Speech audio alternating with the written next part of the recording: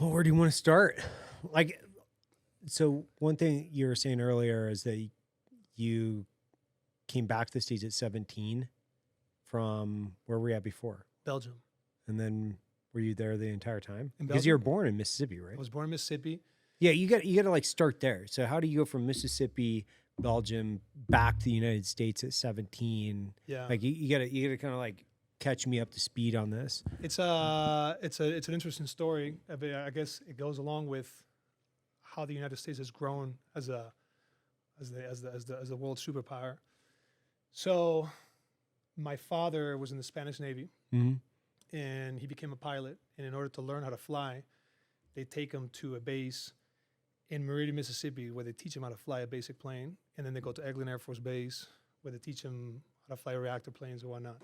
So he was a Harrier pilot and an F-18 pilot, and while he was in the United States, is when I was born. So then I went back to Europe.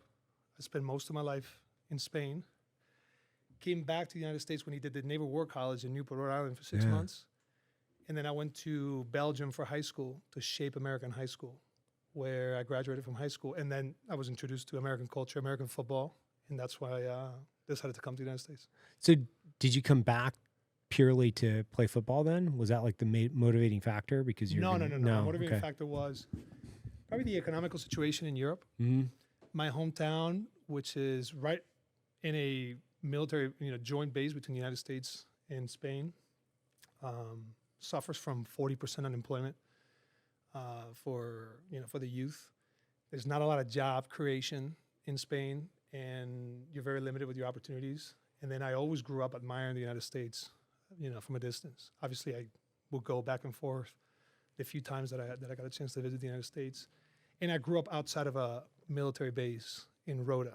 So if you know anything about the military, you know that Rota was sort of like the gateway to Iraq and Afghanistan from 2001 onward. And so I grew up, my environment was either you could look outside the military base and you got bullfighters, and the bullfighters get all the girls, and they're the most celebrated. Seriously? Oh yeah, the bullfighters get, they're swimming in it, and then Marines.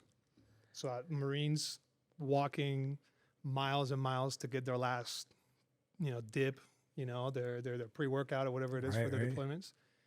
And so those are the two environments that I grew up in. And so I was very attracted to the culture of the Marines. I always wanted to be a Marine. Marines, I mean, I remember just doing UCMJ in every single notebook and whatnot.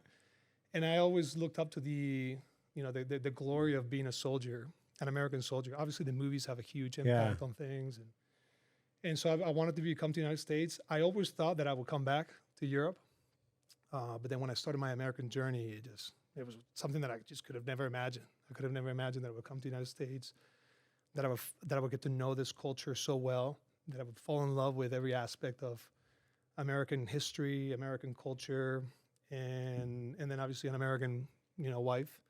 And then I just made my life here, and it's been an incredible journey, and I still go back and forth to Spain all the time to see my family. So my accent always maybe gives it away in certain instances, like where you're from. Mm-hmm. And I can never answer that question with a straight answer. Mississippi, I guess, but yeah, it's been a fun journey. And so when did you first start playing football? I started playing football in Belgium. Well, how old were you? 15, 16. So you started playing football at 15. 16, 15, yeah. And then you eventually went on to play professional football. We can get to that in a minute, but you didn't even start. I mean, most kids in the United States some kids are practically born with a football in their hand. Yeah. You didn't even start till you're 15, 16 years old. Yeah, but football is unique. Football is a very unique sport in the sense that you truly don't need to play football. No? No, that long. Football, in my opinion, maybe I tell this story this way because it's very romantic and it sounds great. Yeah. But football does represent America in every aspect of daily life. And so the only two things, and I believe this, this every football person will tell you the same thing. In American football, just like in American life, hard work and sacrifice supersede everything else. If you work harder than the person next to you and you're willing to sacrifice more than the person next to you, you will be rewarded at the end. So if you're willing to sacrifice your body and if you're willing to put more hours than the person next to you, over time, maybe not in the first year, but over time, that work ethic creates an impression that you feel more prepared for any situation, and then you advance quicker than someone else. So you can, I mean, there's a lot of players that the NFL trusts to recruit from Africa or for different countries that are specimens, and they've never played football before, and they excel because they understand those two concepts, that in an American football environment, work is out of control. I mean, I think most people don't understand how much you have to practice, like the practice hours. I mean, you enter the building at 6 o'clock in the morning and you don't leave until 6:30 at night, and you do that 7 days a week. I mean, there's 24, and Saturday, Sunday is 24 hours. I mean, you're just constantly working all the time. So a lot of people cannot keep up with that, that demand, that hard. And I even questioned at the beginning, you don't have to work that hard. There's a lot of, soccer, you don't have to spend that many hours. Basketball, you don't have to spend that many hours. But in American football, we want to reflect that we're hardworking people. Americans have worked very, very hard. They have less vacation time than, all the other countries and whatnot. So, no, I liked it. I liked the sport. And, I'm also 6'10". And so I think You're 6'10"? I'm I 6'10", thought you were 6'9". I mean, I wasn't trying to shortchange you, but you're 6'10". 6'9", 6'10", But whatever. how tall were you when you, like 15, 16? Same height. Same? I No stopped, shit. I stopped growing when I was about 14, 15 years old, yeah. So you were 6'10" I was at 6'10". 15, 16 15. years old. Oh my gosh. Yeah. So you were how much taller than everybody else around you? I mean, there's a lot of tall kids, obviously, as well. But I was much taller than. Were you the tallest guy in the NFL? I was the tallest guy in the NFL. Yes. Really? Yeah. It's not ideal to be this tall, by the way. No. No. Your leverage is a huge component of football. Yeah, of course. And when you're that tall, it's you have to be very careful not to get pushed back. So you come back to the States after being in Belgium. Then you're where are you going to school? West Point. But do you know that you want to go to West Point like this because you're like, hey, I want to be a Marine. I want to go to the Naval Academy. Yeah. What happened to the Naval Academy? I was colorblind, so when I did my physical, I went to Land School to get my physical done. Yeah. And again, I wanted to be a Marine. That's all I wanted to do. But when I did the physical, there's a part of the physical where you have to read a number in a bunch of circles. Of course, yeah. And I couldn't see any of them. And then they did a further evaluation, and they found out that if you put a green light and a red light next to each other in the darkness, very close to each other, I couldn't tell the difference between which one was white, green, or red. And that's a huge factor for buoys, obviously. And so I was flagged from a lot of jobs in the Navy. And, obviously after that, I went to the military academy, and they're like, yeah, we don't have any of those requirements. So I always had this idea that I want to become an infantry soldier. I wanted to be as close as I could to the battle, also limited by the fact that I cannot enter any vehicle. So I knew that I had to be on a backpack and a rifle, and I went to the Army. And then, hindsight, now looking back, not that I have any animosity towards the Navy, I want the Navy to be the strongest part of our military, for strategic purposes, But the leadership in the Army, the way that you live your life, it's all about people. It's not about a class, rank, or anything like that. Really matched my personality. So I've moved around a lot in my life. I've always been the new kid at school, and so the Army was a very fun experience. I had my best years of my life were, without a doubt, West Point all the way through my time in the service. So you're at West Point, and you already know you want to branch infantry, right? So day one, hour one, like all the way through? Or? No. I actually wanted to become an engineer. So I wanted to be an engineer because, I wanted to have a plan after. American culture is all about preparing, and it's all about having a plan. So that was one of the first things that drew me into American culture, that all the kids in my class knew exactly what they wanted to do, and they had a plan. Even if the plan doesn't come to fruition, they had a plan. Whereas you ask European kids, and they're like, I don't know, it'll be difficult. If you don't have somebody to help you out, it's very hard to find your footing. America's made, especially if you don't have family that is wealthy enough to connect you, the military is a great starting point for everybody. It gives you opportunities. And so I was an engineer at West Point, and then I wanted to become an engineer because I knew that would be a profession that I could do after. But I was so attracted by the infantry that I was very conflicted. In the end, I actually branched engineers with a branch detail to infantry. So it's At the end of the day, you serve your first 5 years in the infantry, and then you go to the engineering Right. branch. And so I did at the time that I did in the service, I did it in the infantry branch. When did you go to Ranger School? 2011. Did you go right through? I went right through. Yeah, Yeah. yeah. I got lucky. You got I lucky. guess, I don't know. Yeah. Yeah. I mean, you're 6'10", so I'm just imagining like the rest of your Ranger School squad, your team, your fire teams. Like you're like a full foot above most of the people. I mean, to put things into perspective, like I'm short and kind of like everybody kind of knows it, right? I'm 5'7", but in SF, like there's a bunch of small guys, right? It's like Everybody. Yeah. everybody's like optimized for speed and size, right? Yes. You're not. No. You're a giant human, and you Yes. have like a rucksack and a saw and a bunch of other Yes. shit. So I think for infantry type things, having long legs is a huge advantage. Mm, So best rucker that the military's Yeah. ever had. I would never get tired from rucking. right. I would never get tired from climbing up mountains. Mountain face was very easy. I saw people struggle, you know.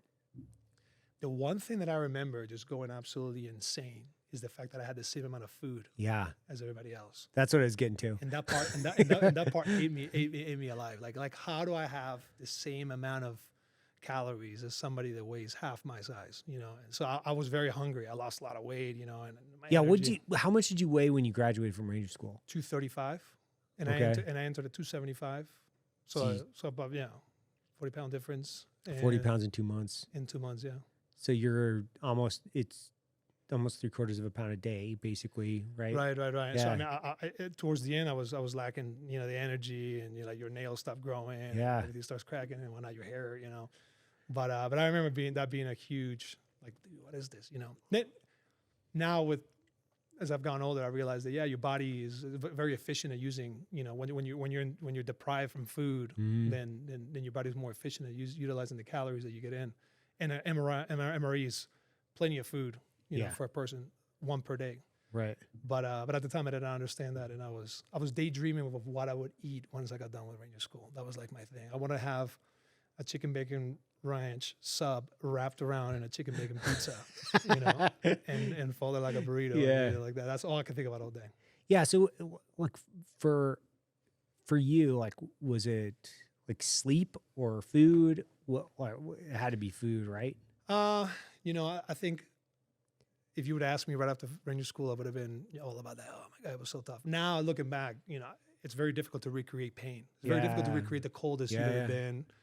It's very. If I told you when is the hardest you've ever been punched, like it's very difficult to recreate those things in your head. Mhm. But I do remember saying to myself, the hardest thing is giving up my phone. So for 2 months, I don't have a phone, and that was very difficult because I was always curious, and I'm a very social person, so I'm always wondering what people are doing.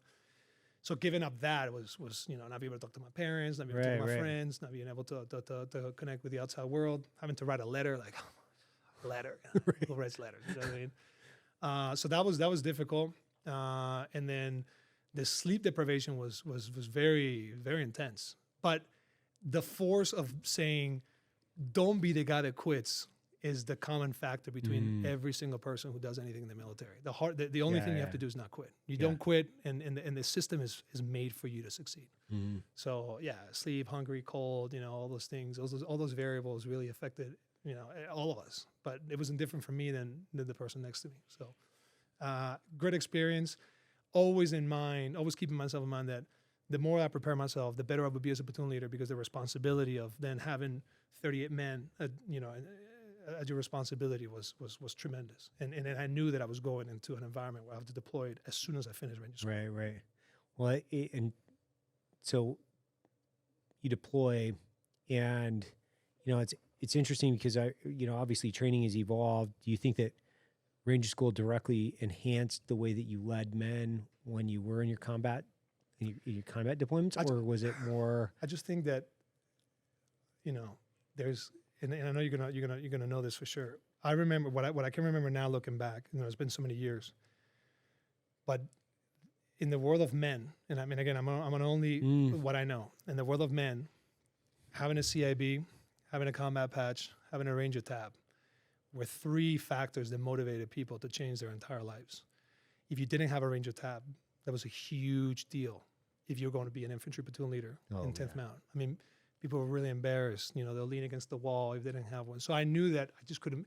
It's funny. Why would you put yourself through a selection process that if you fail, it's like, dude, you know. But I don't know why. It's just the ego of men. I don't know. And Napoleon said that you give people a ribbon and then they'll die for you. You know, the CIB is the largest award in the military, and I think it's for a reason. It's to encourage people to face danger. You know, with the reward of something as silly as an award. Now looking back, I laugh and I do think that, you know, things like that shouldn't be our motivation. But when you're 21 years old and you have nothing, I have not, you know, I've accomplished nothing, and I want to accomplish so many things. I always felt that I just needed it for my own confidence. So Ranger School, yeah, all the training that I did in the military was inspired in Vietnam. Vietnam was let's do a river crossing. How many river crossings did I do in Afghanistan? You know, or patrol bases in the middle of the woods. You know, it was all urban warfare. You know, it was all IDs. It was all patrolling. It was all, you know, dealing with the local nationals. I mean, I feel like it would have been way more effective to spend 2 months learning Pashto rather than 2 months learning how to call for fire. Yeah. You know, so it's part of the process. It's part of how do we create American soldiers? And so that was my goal, was to become an American soldier, an American officer, an American infantry. And Ranger School and IOBC and Airborne School were all part of, you know, the training process. Even though I would always say, we're never going to jump into combat. No. You can shoot down a C, you know, they go so low, but it's part of the, are you going to jump out of the door, or are you going to, you know, you're going to be hesitant, you know? Right. So it's indoctrination, I guess, is the best word to describe what you have to go through. And my indoctrination process at Fort Benning, now Fort Moore, was beautiful and as romantic as I ever, and everybody romanticizes their, you know, experience in war, why not? And for me, it was a cool moment, you know, of going through Benning and being with the thousands of buses of people doing basic training, people doing airborne school, Ranger Regiment, and just going to the schoolhouse, getting yourself ready to go, and then going out to your duty station. I always like to field this question because, like, you have your mental image that's kind of built on what you've heard about combat, what you've seen in movies, what you've read in books. Do you remember a clear distinction between what you're led to believe and or your internal indoctrination, quite possibly, and then what the realities of it? Yes. I remember specifically the day. We were in a combat outpost in Zaire District. We were right next to Highway 1. We, you know, showed up to my platoon. I met my platoon in country, so I was not a platoon leader. I did not take a group of men to combat. The platoon leader got injured, and then I became the platoon leader. So I was in the 3 shop doing paperwork, PowerPoint presentations, and then boom, I'm the platoon leader. And I remember signing all my equipment. So, well, the TPE, I think it was called, theater, property, I don't know, TPE equipment. So I had to sign for 9 vehicles, 9 Max Pros. But we never used the Max Pros, ever. Everything we did was dismounted. Part of the requirement of having those vehicles was to go to a bigger base and get them serviced through an FSR. And I remember we were scheduled to, you know, get our vehicles inspected and whatnot, or getting oil changes, whatever it was. I mean, they were just sitting there. We didn't use them for nothing. And then, you know, we had an ID on the way to get them. You know, typical. We found an ID. You know, we got to call EOD. You got to wait forever. 4 hours waiting for EOD. They finally come. We showed up to the base way late, and the FSR said it's 5 o'clock. You know, we're closed. You got to wait until tomorrow. And I said, hold on a minute. You know, what type of war are we fighting right now? That I have to wait. There's no place for us to sleep. We're sleeping in the trucks, waiting for the next day to fix our vehicles that we're not even using. So then I started realizing. Then you go to CAF, you go to Kandahar Airfield, and you see all the Dairy Queens and the Pizza Huts, and the fact that 80% of people are contractors. And then I started telling to myself, you know, this war maybe is not as focused on a clear strategy to win the war. It's just, you know, people, you know, none of us know exactly what we're doing. We're trying to do our best, but it's not that you're going to receive a mission. You're going to accomplish the mission. And then once you accomplish it, then you can look back and celebrate what you've done. And I think that's probably the biggest frustration of all veterans from the Afghan war, is that, we don't have anything to celebrate. We don't have anything to feel accomplished of what we did. And you're confused. You're like, man, I don't know. I mean, the people were nice to us in Afghanistan. We understand the problems are so complex in that country. We created so much pain, by the sheer fact that we were there dropping bombs, and it's complicated. So that romanticized version that I had of myself, doing the follow me, assaulting, the enemy was not there. You were talking to people, asking where the Taliban was, and they were telling you that there was no Taliban. And the next day you get blown up, you get someone shot, you get someone killed, and you become very frustrated, and you just don't know. You're trying to learn, and you're trying to figure out what is it that you're doing there, and you're constantly doing that. And you're doing that to your men. So you start sounding a lot like a politician when you brief the missions. You start saying, your man says, why are we doing this, sir? And then you just have to sound off like in a very non-genuine way, but knowing that that's your job. Your job is to motivate your men to go out and conduct this patrol in this area because they have caches of weapons, but you don't know how everything fits into the whole, theater of war. So that was the part that left me with a slightly bad taste in my mouth. Especially now that I look back and I'm saying, it's not like I can go back to Afghanistan now, Right. and say, look what I did. I liberated these people from oppression. Those people wanted to live with Sharia law. They understood that those valleys are completely isolated from the world. Nobody comes in and out of those valleys. And if you don't have kids at the age of 12, the population of that valley goes to zero, and then there's no more valley. There's no more Tangi Valley. There's no more of these, crazy villages that we've been fighting on for the last 20 years. Yeah. Was there a defining moment that you remember from, I would say, the first time that you either, when you were in any type of conflict, meaning like the first time you pulled the trigger or directed men to pull the trigger, is there a distinct difference that you remember between actual combat and what your visual representation or your imagination was? Yeah. So the first time I remember that, again, it's the first time I got my CIB. I show up to combat, and for the first couple of weeks, we don't see anything. I don't see any action. We're doing everything. We're searching houses. We're doing it with shuras, leaders, everything. And I said to myself, it's not as kinetic. Nobody can tell you how kinetic it is or not because it's very difficult to recreate, right? Even in World War II, I mean, most battles, a soldier would be there for a year and only one day of battle, and then the rest of it was just moving But I remember the first time that I got, we're doing a patrol, clearance of an NAI, natural area of interest. We're looking for caches of weapons. They're usually marked, and then we start receiving fire. We're with our partner force, the ANA, and immediately the training kicks in of like, oh my God, the training of Battle Drill 1 Alpha. Get online, get your suppressed fire, and then flank. You got to flank. You got to do a maneuver. You got to do something. And I do like the fact that they train infantry soldiers through Ranger School to have violence of action and to do something, not to be passive. And I was a very aggressive type of leader. I was always like, okay, we're going to do something. But when you're gathering your force and you're flanking behind the enemy and you're walking through these, and you're like, wait, why am I flanking? Why am I doing this? Why, I'm just performing like, I feel like I'm at Fort Benning right now. I feel like I'm in the middle of the woods in Georgia as opposed to being in Afghanistan and evaluating the battlefield.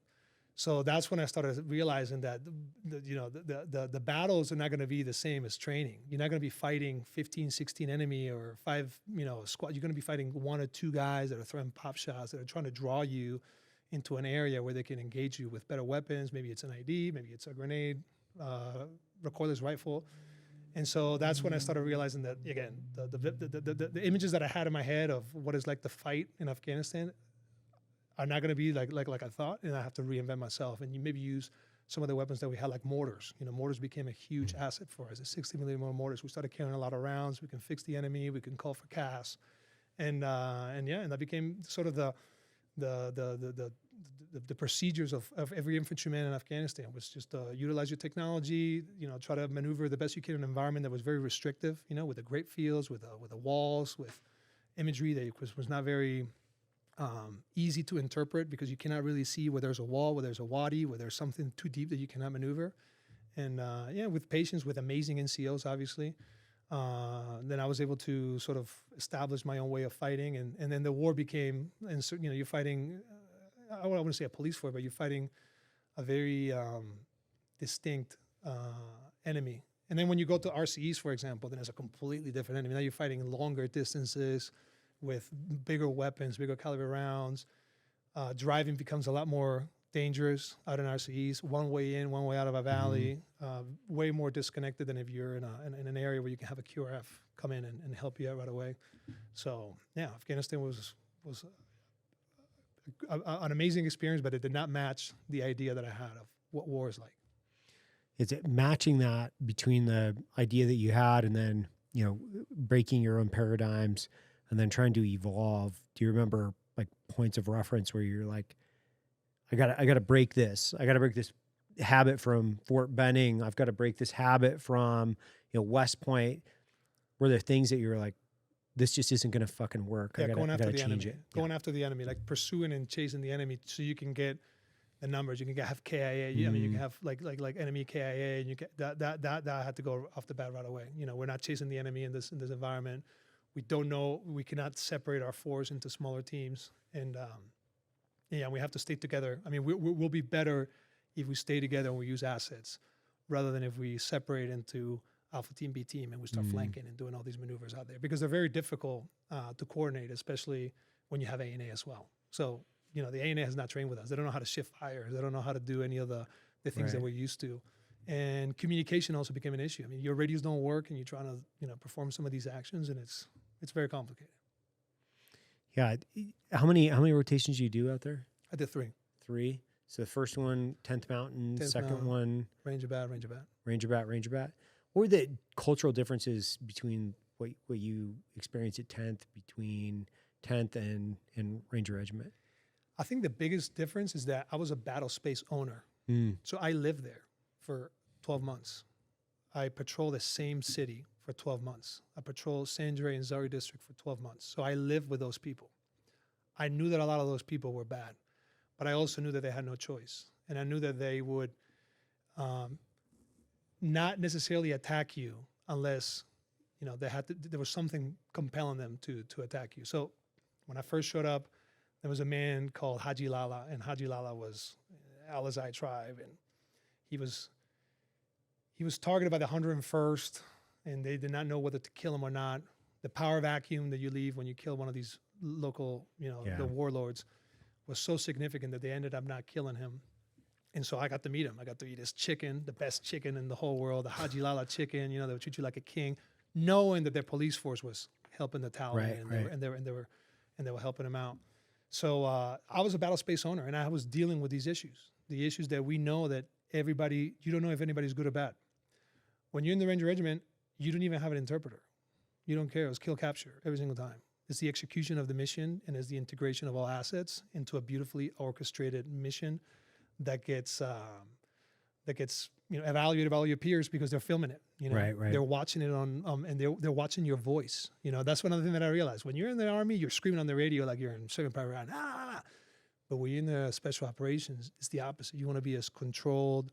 You want to be as you want to use your words very carefully, and you want to be, you know, you want to sound like Don Draper on the radio. You want to just be like everything's under control. Another thing that I realized is that the role of the platoon leader is a very controversial and very complicated, you know, position in the Ranger Regiment, because you have your company commander, who's the GFC, the Ground Force Commander, and then you have the platoon sergeant, who is the most valuable person in the platoon. So where does the platoon leader fit into that equation? You know, you're almost in no man's land a little bit. Whereas in the regular Army, you're the platoon leader. You're making almost all the decisions. You have so much autonomy. You can do. You know, you are the Ground Force Commander, and you are the guy in charge. You're the person who's making the calls when you're in on target. And then obviously the last one, and the most obvious one, is the use of assets. Like when you're in the regular Army, you know, you get into a firefight, you know, it's you. Maybe you can get mortars from your cop if they get approved. But if you're in the Ranger Regiment, I mean, you have everything. I mean, you can't fart it in the AO, because they've got, you know, AC-130s flying around. You have to learn how to use the assets. Also, the radio communication. You have, you know, when you have your peltors, you have people talking on both ears the whole time, and it's very, very difficult to be able to coordinate all things. Whereas in the regular Army, I got company, I got my RTO. You know, however I'm doing that, but I will carry one radio. And in the regiment, you have to have 2 radios, and they're speaking both at the same time. So that part was. is more hectic. It's a lot more precise, and it requires a lot more skill. But it's not so much focused on the people of Afghanistan. It's focused on the mission that is, specific to that one day. It's interesting because you have deep histories between both of those units, Of course. right? So, and there's probably some, I would say, professional tension and or a bit of difference between both of them. Like you lived in both of them. I mean, you worked, lived, and you were part of it. I mean, Yeah, it's your DNA. But that's the beautiful thing, in my opinion, about the Ranger Regiment. That is, an officer will go to the Ranger Regiment, and then you have to go back to the regular Army. Yeah. And so the integration of the Ranger Regiment within the Army is better than anybody else. So the Navy SEALs go into an AO, and it's not the same thing as if a Ranger battalion goes into an AO, and the battalion commander for the battle space owner are their classmates or roommates, and they work with each other. Army speaking Army, a Ranger speaking Ranger, it works beautifully. I mean, I thought that as a strength of the Ranger Regiment, the fact that you can make a phone call and you can make anything happen, and the Ranger Regiment has an amazing reputation within the Army. So I never saw any conflict in that aspect. It was just more internal as to the roles that you're taking as a platoon leader versus the regular infantry platoon leader, which is incredible. It's like so it is a crazy experience. Well, you were talking about this earlier. We were like talking about leadership, and like these are like you were saying it was like kind of a uniquely American thing. Right, leadership, like you're saying, there's not even a word or a good word for it, even in Spanish. No. And I'm interested to know, like, just your perspective on the way that you've learned leadership from both mentors and other people around you. Like, you've got this like interesting experience between your upbringing, your education in Belgium, to American culture, to the military academy, to 10th Mountain, to Ranger Regiment. Like, unpack the way that people think about leadership and like really organize it for me in those different experiences and what you took away from those. I wish I had ChatGPT right now to input that question, right? And to be able to like spit it out. Dude, I'm putting you on the spot. No. So when you first got to the academy, when you get to the Army, you learn the definition of discipline. The Army has a definition of leadership. The Army acronym is also leadership. Mm-hmm. So they're trying to ingrain to you what a good leader is. It's almost like, an offense in football. It's capturing the lightning in a bottle. You can do all the things right, but then you're not a natural leader. People are not gravitated to you. They don't gravitate towards you. I think, in my opinion, being genuine is always the key to everything in terms of leadership. If you're a genuine person, then people respect people. People can see that you're being genuine, and people trust you. I think it's about trust. Leadership is about trust. Trust network. Who do you trust the most? And whoever you trust the most is the leader. In any organization. But in the Army, they do try to teach you sort of what is the best type of leader. It's one person that is, I mean, you can say many things, but the ones that come to my head, at the top of my head, is a leader eats last. A leader is never going to ask his men to do something he's not willing to do himself. And if you put that in contrast, for example, with the Navy, which, again, I love the Navy, but the Navy does not have the same style of leadership. Yeah. The leadership truly is based on incredible strategic decisions, and you can be a horrible person, but if you make the right decisions, who cares? In the Army, I don't think it's that way. In the Army, you can make the greatest strategic decisions, but if your men are not motivated, they're not inspired by you, they're not going to fight as hard.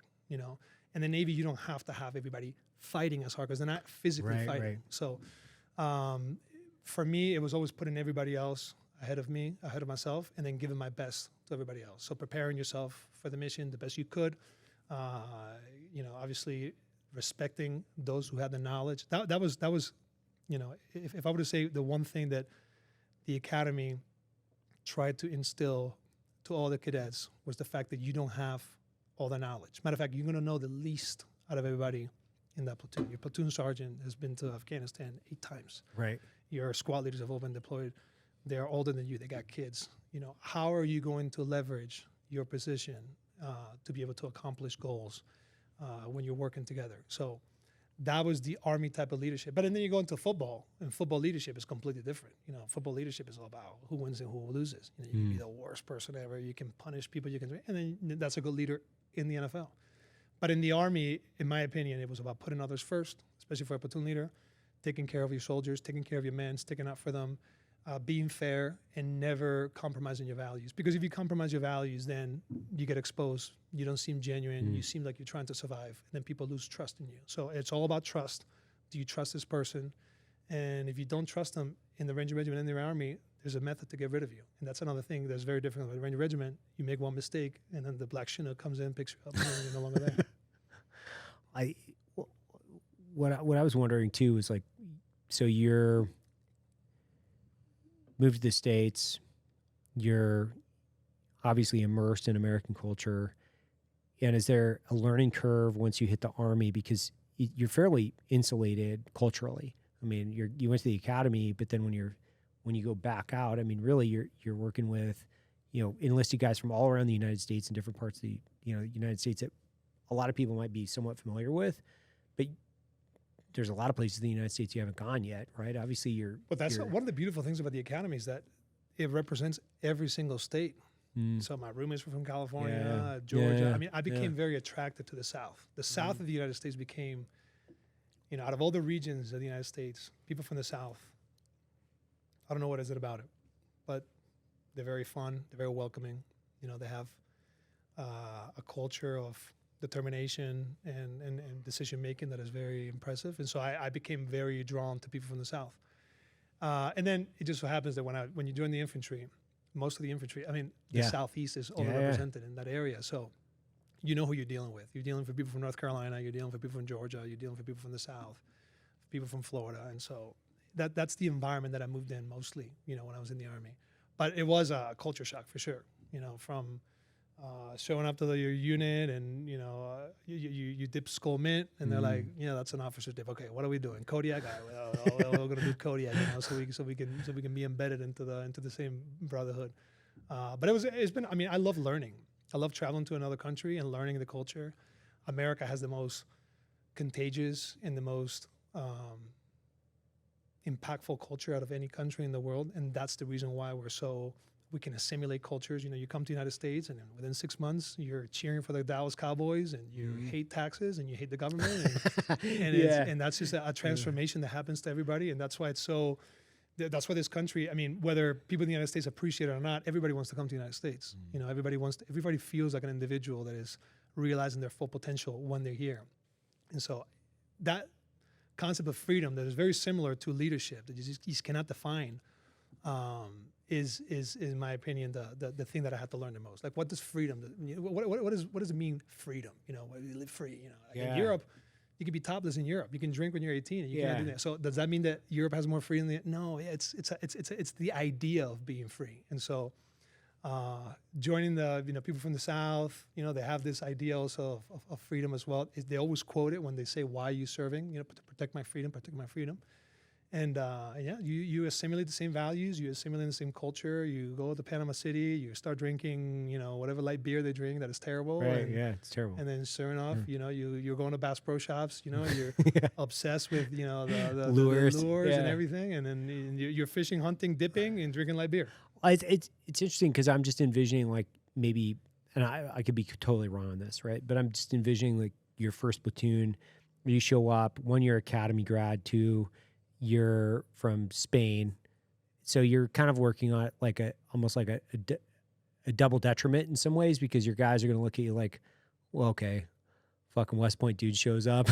It's like, you have to be aware of that. You have to be aware that everybody hates you for being a West Pointer, and I think that's what makes West Pointers special, because they have to do extra to make sure that they don't think that they're just another West Pointer, another ring knocker. I mean, West Point has such a horrible reputation because of that. That you try to overcome it the best you can. So you try not to ever say anything, and you never try to pull rank. You never try to do anything, and you become less conflictive if you're aware of that. And obviously, when I was at the academy, the 82nd would come to train us, and they would just shit on us the entire time for being at West Point. They said they're going to hate you. You better do this because they will hate you. Otherwise, you will lose the confidence of your men, because you just think that because you've gone to West Point, it gives you any knowledge that we don't have. And when it comes to the tactical world of operating as an infantryman, I mean, I learned how to be an engineer. I did not learn how to be an infantry officer at the academy. So, the West Point thing, you have to be very careful as a graduate to make sure that is the stereotype that they have of you, and they're expecting that from you. And other graduates within your platoon, are watching you, and they don't want somebody that's going to give them a bad reputation. So they're going to expect more out of you for being from West Point. And I think that's what makes West Point great. And I think that when you get high in the higher echelons of the Army, that's why there's more trust within the academy grads, because they say, dude, this guy's a West Point guy. This guy is going to represent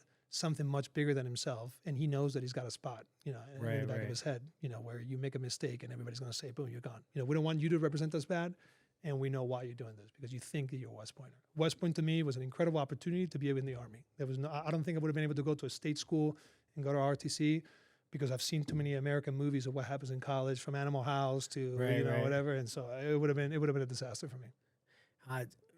That's interesting, because going through that, and obviously I went through several years in the Army, and then you show up at selection, and I'm just kind of thinking about the West Point grads at selection, back in the day, where you're going to selection between your promotable first lieutenant, either before or after, I think, captain's course or captain's career course, yeah.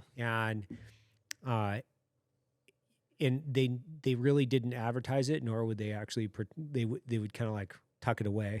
Always. Always kind of tuck it away. Yeah, now it's not a secret that I went to West Point, but I always say I went to a small school in New York. Always in the Hudson. Always. And some people was like, oh, okay, and some people were like, wait, West Point? And you have to say yes, but you would never want to promote it ever at all. No, it's interesting, because my best friend for many years, we were roommates. He was a West Point grad. He was the GOAT. And and he played football at West Point. He's an awesome dude, super fun to hang around with. Awesome combat leader, incredibly humble. Well, I shouldn't say humble, but he's amazing. He's an amazing guy. He's killed in 2006, actually, just literally, almost to the day. And he and I, we fucked around the world together. We had such a blast, and it kind of changed my perception. Right, it did. It definitively changed my perception, because here's this football player from, Ohio that he was a bro, and he was a hardcore bro. No, but Army and football, man, that fucking guy loved combat. But Army football is a subculture within West Point. Yeah, that is amazing. Really, incredible. It is one of the. If you, it's called the brotherhood. Mm-hmm. Army football is, in my opinion, is the only out of all the things that Ranger. Ranger, I deployed it. I was in Ranger maybe 2-3 years. That's not that much. I can't compare myself. I can't call myself a Ranger, like somebody who's deployed 19 times and has spent their whole career, or even 10th Mountain. But Army football, that is the brotherhood that I belong to for sure. Really, my best friends, all Army football players. I talk to them every single day, and it was an amazing subculture, because joining a football program, Division I football, in the middle of war, so you're going to get to who wants to go to West Point? Who wants to join Army football, a terrible football program where they treat you horribly? You're going to be doing infantry stuff before the season, and then you're going to go to war. The naval recruiters would say that to the families, to the moms. It's like, dude, your son, you want to send your kid to West Point, so he's going to be a soldier at war? Have you heard about IDs? At the Navy, you can go to San Diego. You're going to have an amazing time. And so they had an event. Army didn't beat Navy for 14 years. Right. All of my time, I never beat Navy. Navy not even close to beating Navy, which is the big rivalry at school. But the brotherhood of going through Army football, there's funny things about it. That would be the most incredible movie ever. It was prison rules at Army football. The way that we would haze each other was out of control. I got hazed.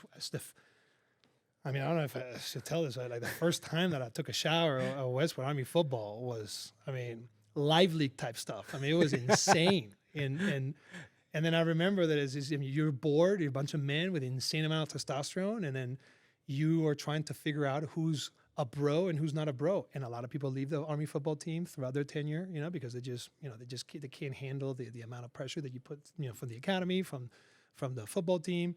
But the brotherhood of the people that buy into being an Army football player, dude, those guys, first of all, you cannot be an Army football player who's scared of doing something. You cannot be an Army football player who's compromising their integrity. You can do a couple of things, but you cannot compromise because you're representing Army football. And Army football to me was the most sacred thing by far that I've carried with me, because again, my best friends, my family, they're all Army football. And so I never really thought that it was going to transform me that much. But the culture of Army football is truly special. if there's a plaque that we all touch from General Marshall. It said, I want an officer for a secret dangerous mission. I want an Army football player. And you touch that every single time you go into the field. So we didn't touch a plaque that said, win like a champion or finish the game. No. Yeah. It was like, dude, America expects you. If there's something that needs to go down and, like a volunteer type thing, Army football better represent that because you have to be that guy. We don't offer intellect at the academy. We're not the smartest guys at the academy. We're not even the most well-behaved. We struggle with honor, actually, quite a bit because there's a conflict between loyalty and honor. Would you turn in your best friend?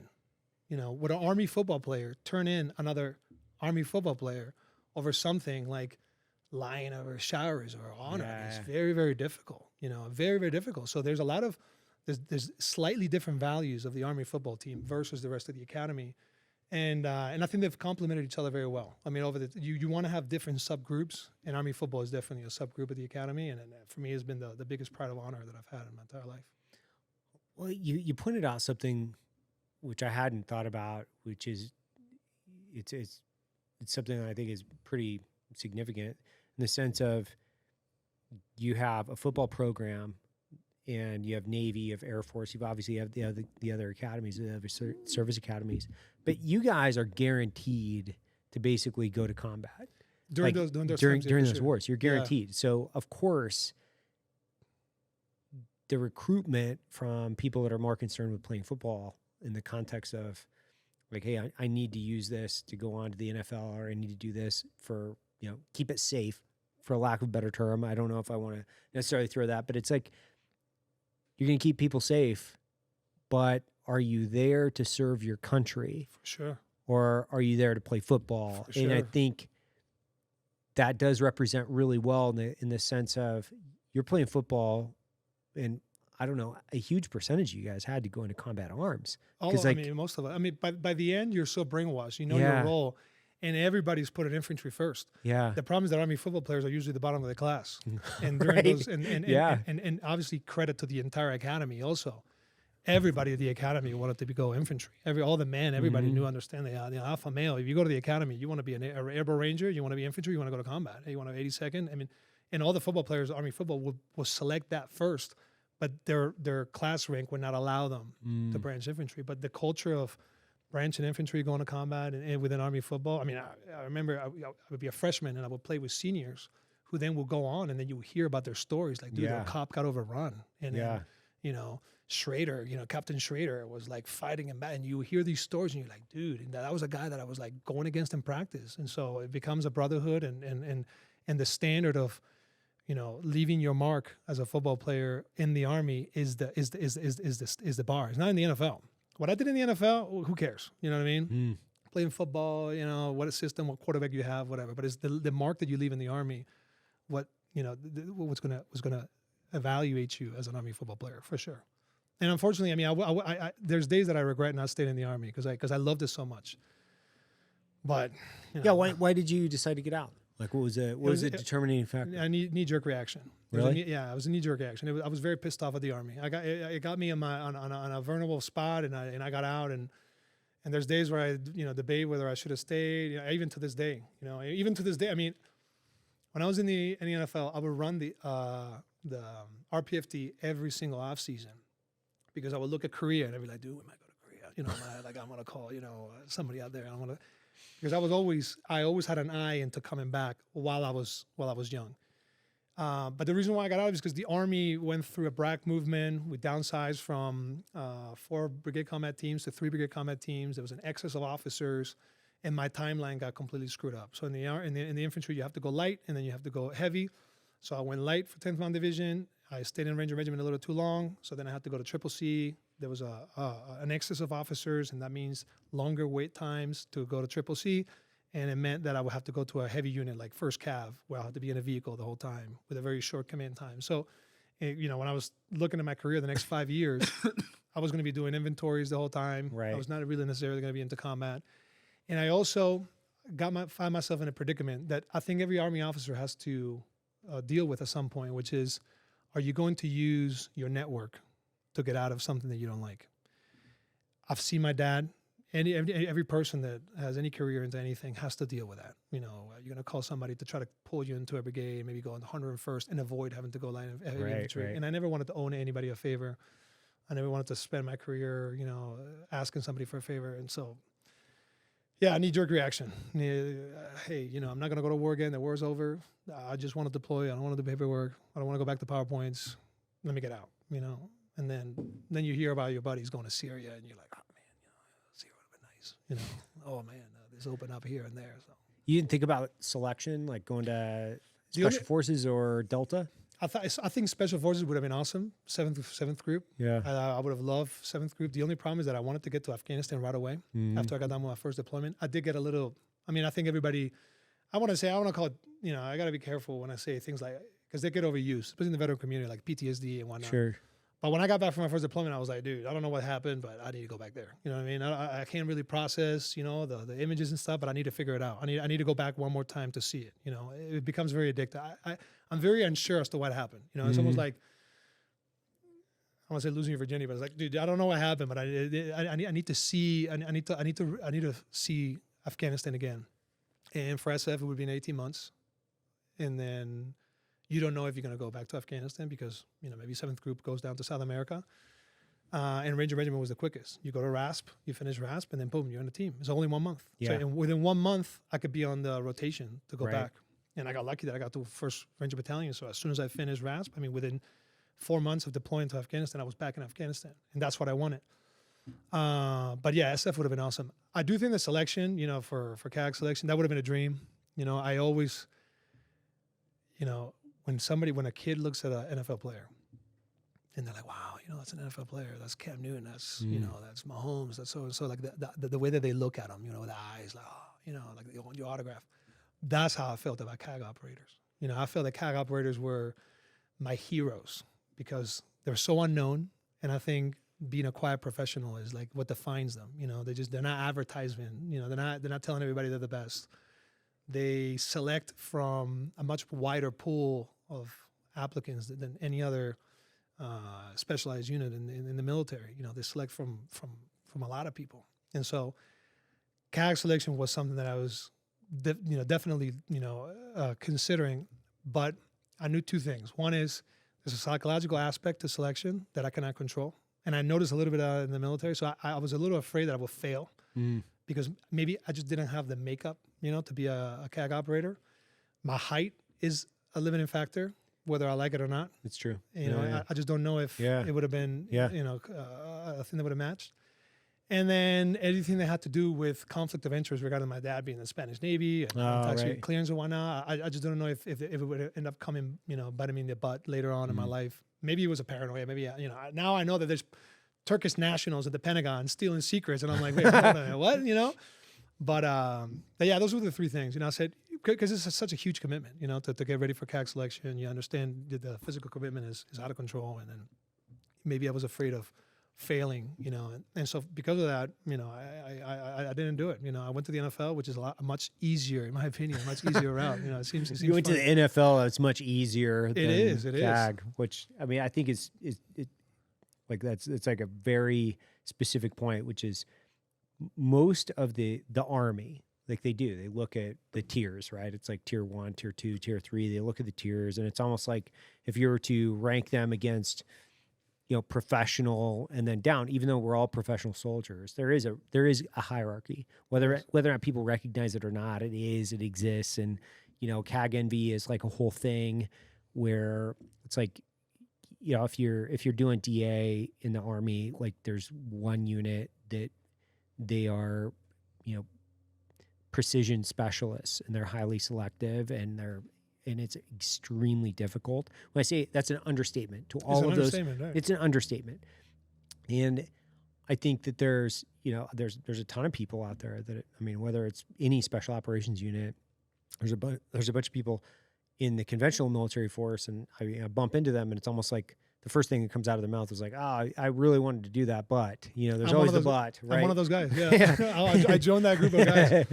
I also think that the role of the officer in CAG also intimidated me a little bit. Yeah. It is definitely, I mean, if Ranger Regiment was a shock for me in terms of how it was to the conventional Army, CAG, I know, I mean, is even more, you know what I mean? Because you know, what do you have to offer now that you go into such a highly specialized unit, you know, and then you have, again, the average age is a lot older, you know, than Ranger Regiment. So I do think that as an officer, I did have a little bit less to offer. And a lot of officers from Ranger Regiment preferred the regular Army for that leadership component, that, you know, you have a little more autonomy. You can, it's a different type of style of leadership. You have to influence people. In CAG, I'm not going to influence anyone. I'm not going to go out there and tell people, you know, I'm not going to change them anything. You're not leading men at that point. You're administrating. Like, you're not like, there's no leading that like pack of hungry wild wolves that have been like surviving, and especially like the combat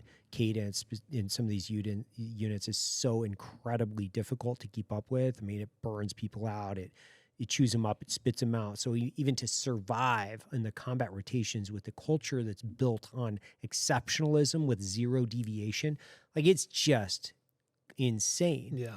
And like, I mean, I think it's an interesting perspective from just like looking at it outside in, and then the psychological experiment that is special operations, and then looking at how everybody looks up. And then you have this like unique perspective because you've gone from outside the United States, inside the United States, into, you know, the infantry, then into regiment, and then looking at CAG and saying, yeah, I settled on the NFL. Settled on the NFL because it was easier. I mean, I mean, because you don't, I mean, for example, I remember talking about OTC and being like being able to go into a clearinghouse and put in 2 bullets within, you know, I'm not, as an officer, you're not shooting all the time. Yeah. I always, I mean, I shoot from the hip. There's a laser, you know what I mean? You're not really, but again, those skills, I don't know if I have those skills. So why?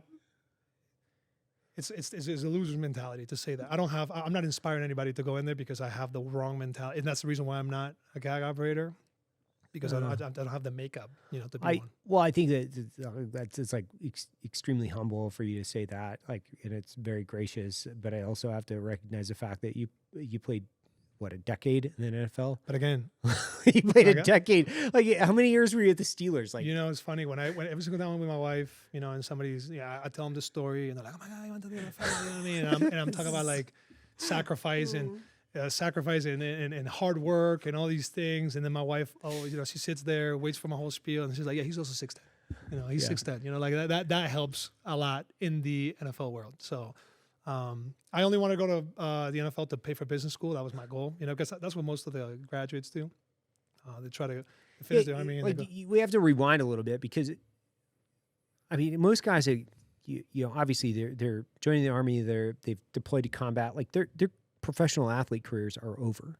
Yes. Like, they're over. Yeah. So you're in the Army, you're in regiment, and you're thinking, I'm going to go try out.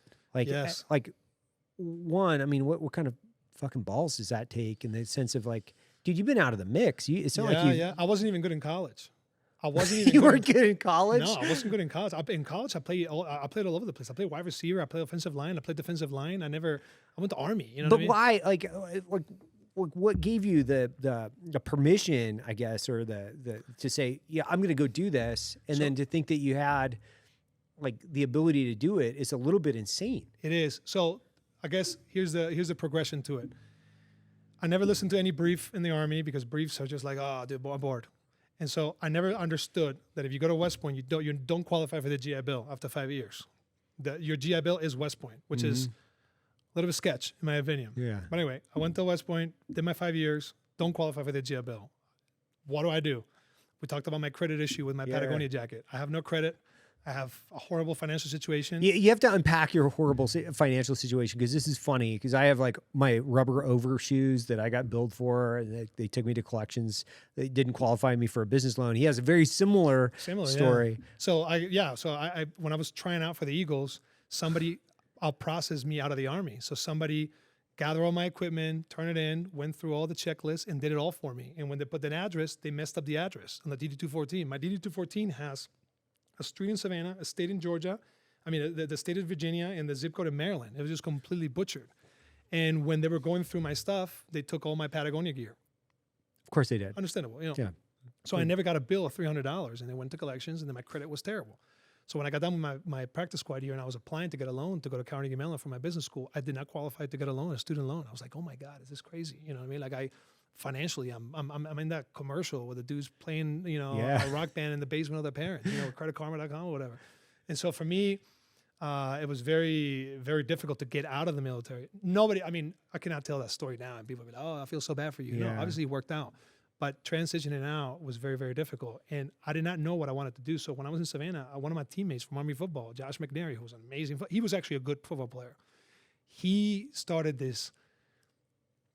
He participated in this Ponzi scheme. It was called the Regional Combine, where I think it was 19,000 Americans paid $300 to go on a tryout to go to the NFL, and only 1 or 2 will come out every year. Right. So I went to one of those, and then when I got a chance to play for the Eagles, then I had to out process, and then from that point on, it was almost like a survival mode. You're surviving. But I always did it with a fall. You have to be a little crazy to do things like this. You have to be insane to think that you can play in the NFL after 5 years of not playing football and not even being good. You have to be insane. That's exactly. Insane. But there are some exceptions in the football world, and I think one of them is, for example, players that had an injury history, players that could not play college because of NCAA rules, violations, or whatnot. So you can refish those people and maybe try to get them out. So someone like me, for example, I never really got to a program where you can coach them.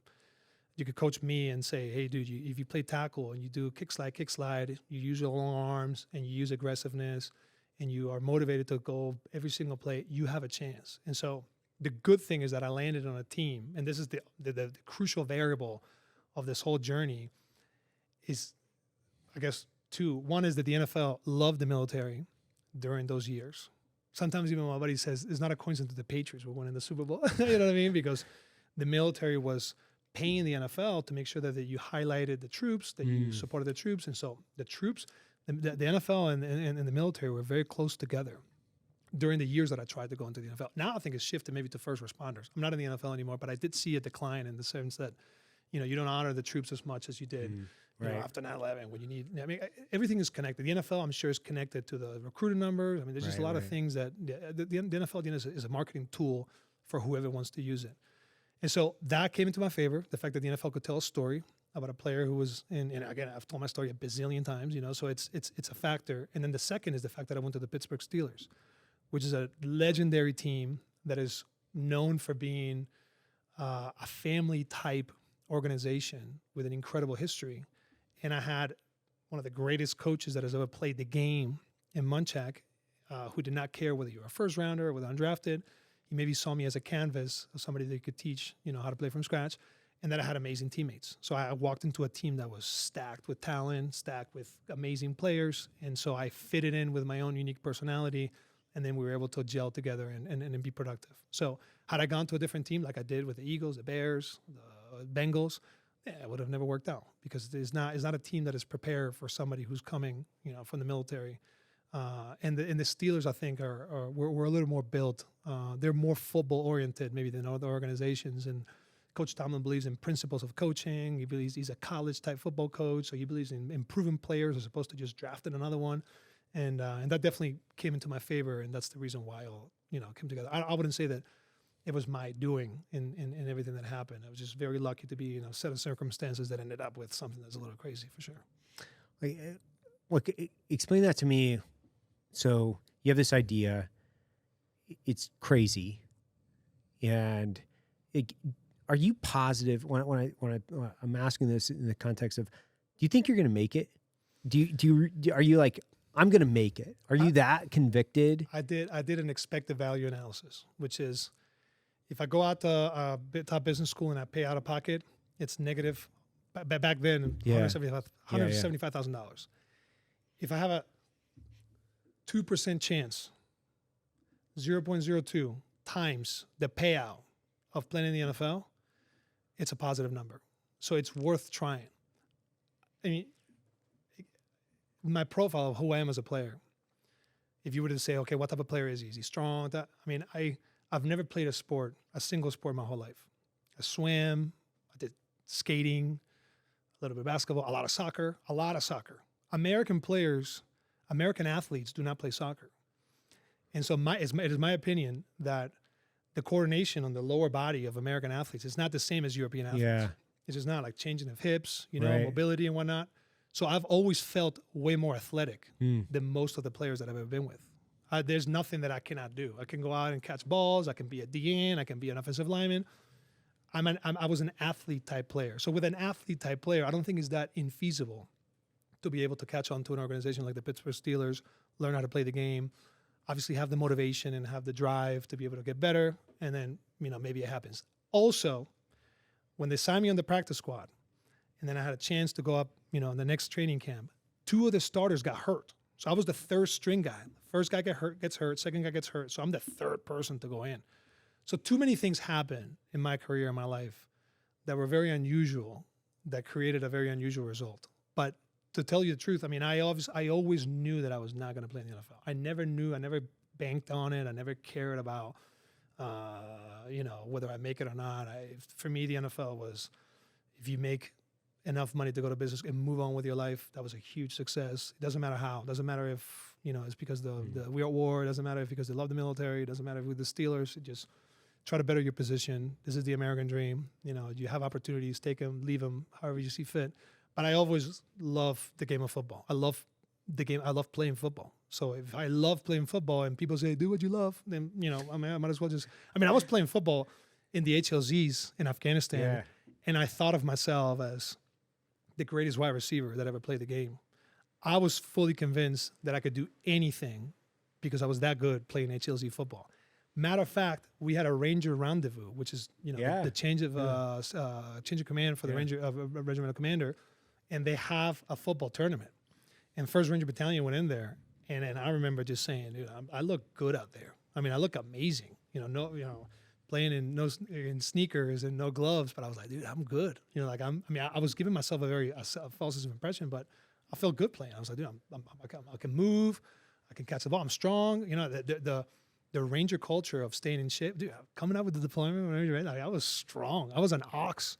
So I didn't see anybody becoming, I would look at the combine numbers of all the players coming in. It's like, dude, I can bench more than him. I can probably run more than him. I can jump more than him. So I don't see, there's no reason why I shouldn't be able to play. Yeah, it's not like you were in a sedentary profession where you're just kind of like chilling. No, you're in a type A, yes, like hyper aggressive culture where violence is celebrated. Yes. And strength, violence, honor, like these things that are like directly translating. There was a fitness goal that I remember one of my Army football buddies gave all of us, for our deployments, kind of like a fun workout, which was 1 mile under 5 minutes, 5-minute rest, and a 500-pound bench. And to see who was ever going to do the 555 or whatever they call it. And so I was working to get that done. I wanted to be the first person to be able to do that challenge. And it's actually, I think Mike Vitti who's offensive line coach for Army football right now. He's a legend. And he came up with that challenge. And I remember, I don't even know if it's possible. I don't know if there's a person out there that can do 500-pound bench, 5-mile run, 1-mile run under 5 minutes, within 5 minutes of each other. That's insane. We'll have to pause. I think it's probably too loud. Yeah. We'll wait for it to subside, clear out. Yeah, that's insane. This in Florida happens. Yeah. 20 This times is this is typically like spring weather for Utah. It's not fall, but whatever. No. No. Let's quiet it down. How's it sound in the mic? It's not overwhelming. So it's 555. So sub 5 minute run, 5 minute rest, 500-pound bench. Yes. I don't know if it's possible to do that. How close did you get? Well, I'm going to start lying right now. I think I ran a 6:05 minute mile. Okay. And then I benched 425. Oh, that's what I did. Yeah. Huge bounce off the chest. Big bounce. And it was actually, I did it at Murphy's gym. Did you really? Yeah, Murphy's gym. Yeah. I remember that was one of the environments that really, working out in football is a huge fact. You have to be a gym rat. And I am a gym rat. I love the gym. I love going I love working out. I love fitness, every single aspect of fitness I'm in. And when you go work out as a ranger to a gym like they want to Camp Alpha, Murphy's Gym, and you see all the different branches and all the different, special groups that are working out there, you want to be the top dog Yeah. of that gym. You want to crush it. You want to represent, because we have to be, everybody else could be with their beard and their little cool outfits, but Ranger Regiment, you have to be in a tan shirt, little short shorts, and that's how you have to wear it with high and tight and shaved. And so I always wanted to represent the Ranger Regiment and say, dude, at Murphy's Gym, I am the baddest dude that has ever worked out in that gym. And I also broke the record for the most ribs eaten at the barbecue joint in Kabul at Bagram. Do you remember? 53. Yeah, that's actually. Holy shit. It was actually with a bunch of guys from CAG. There was an LNO. I don't know if I can say his name. I don't know if I should say his name. Probably not. But he was sitting next to me. It was a little bit like the scene of The Office. And then a bunch of his CAG buddies came by. And it's like, hey, you want to come out to lunch? And they invited me to go out to lunch. I was like, oh my God, I felt like a little girl, going out to lunch with these guys. And they said, let's go out to the barbecue pit out in Bagram. There was a place that they had barbecue in one of the DFACs. And I went in there. And, oh, you're a big boy. You know what I mean? The cook is talking to me. He's like, oh, they had a dude that ate like 42 ribs one day. And it's 42 ribs. And everybody's like, wow. And then they looked at me like, oh, can you do 42 ribs? And that was like I've been ready my whole life to impress these dudes, and I started pounding ribs, and I ate 53 ribs, at that place, and then obviously, horrible, Horrible idea. Yeah, horrible, terrible idea, but it's cool to be able to say that I have the record of eating the most ribs at the Bagram Airfield barbecue joint. Yeah. So you're coming out of the mill.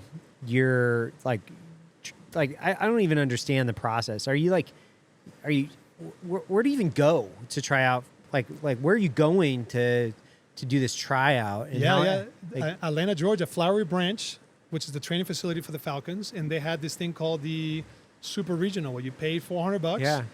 You run a 40. Depending on your position, you do 2-3 drills, and if they select you from that regional combine, you go to the Super Regional Combine in Detroit, where they gather a small group of players, and then they have scouts from the NFL. And afterwards, they call you for a tryout. And so that's what happened to me. I went to Detroit, and then the Eagles called me. Chip Kelly was a huge military, big time into the military. And then I went to Philadelphia, and I did a tryout. And then I thought I was going to be a tight end. They worked me out for offensive line, and I ended up playing defensive end. So I went to the Eagles playing as a defensive end, and then I got cut. And when I got signed by the Steelers, they put me at offensive line. And usually in the practice squad, most NFL teams have an experimental guy from overseas, maybe, right. or somebody who's never played football. So it's not as unusual, to have somebody in my circumstances try it on the NFL. These stories are almost always happening, I think. So how much do you weigh when you leave the Army? About right now, 255. Okay. And then are you concentrated on like gaining weight, losing weight, staying weight? Where's your head as My far as head like was in the fitness? 225 test. I wanted to get as many reps. I wanted to have so many reps in the 225 test that it was undeniable that I was a top 5%. So my goal, I had to get over 30 reps in the 225 test. And for that, I gained a little bit of weight. So I was at 270. My 40 time was terrible, but I thought I would be a blocking tight end zone tight end. And so that was my original idea of like how a scout would look at me and utilize me. And then I got signed by Philadelphia, and then I gained. That was my biggest weight gain was in Philadelphia when I was playing defensive end. I went from 270 to about 325, and then once I got to the Steelers, I just put on 24 more pounds, and then So you're at 350, 350 was the heaviest I was. and you're 250 now. I'm at 255, yeah. So you're 350 pounds. You're 250 now. Your first, like the first time you step on the field, like as a starter, as a starter. playing for a game. Yeah. Yeah. Like what's your first professional game? Where are you at? Like, are you in Philly? Or you're Pittsburgh Steelers against the Arizona Cardinals. The starter goes down. Okay. The starter goes down. He tears his ACL. He's out for the season. I'm the backup. I go in. I got to go against a guy named Dwight Freeney, who's an absolute beast, and Calais Campbell.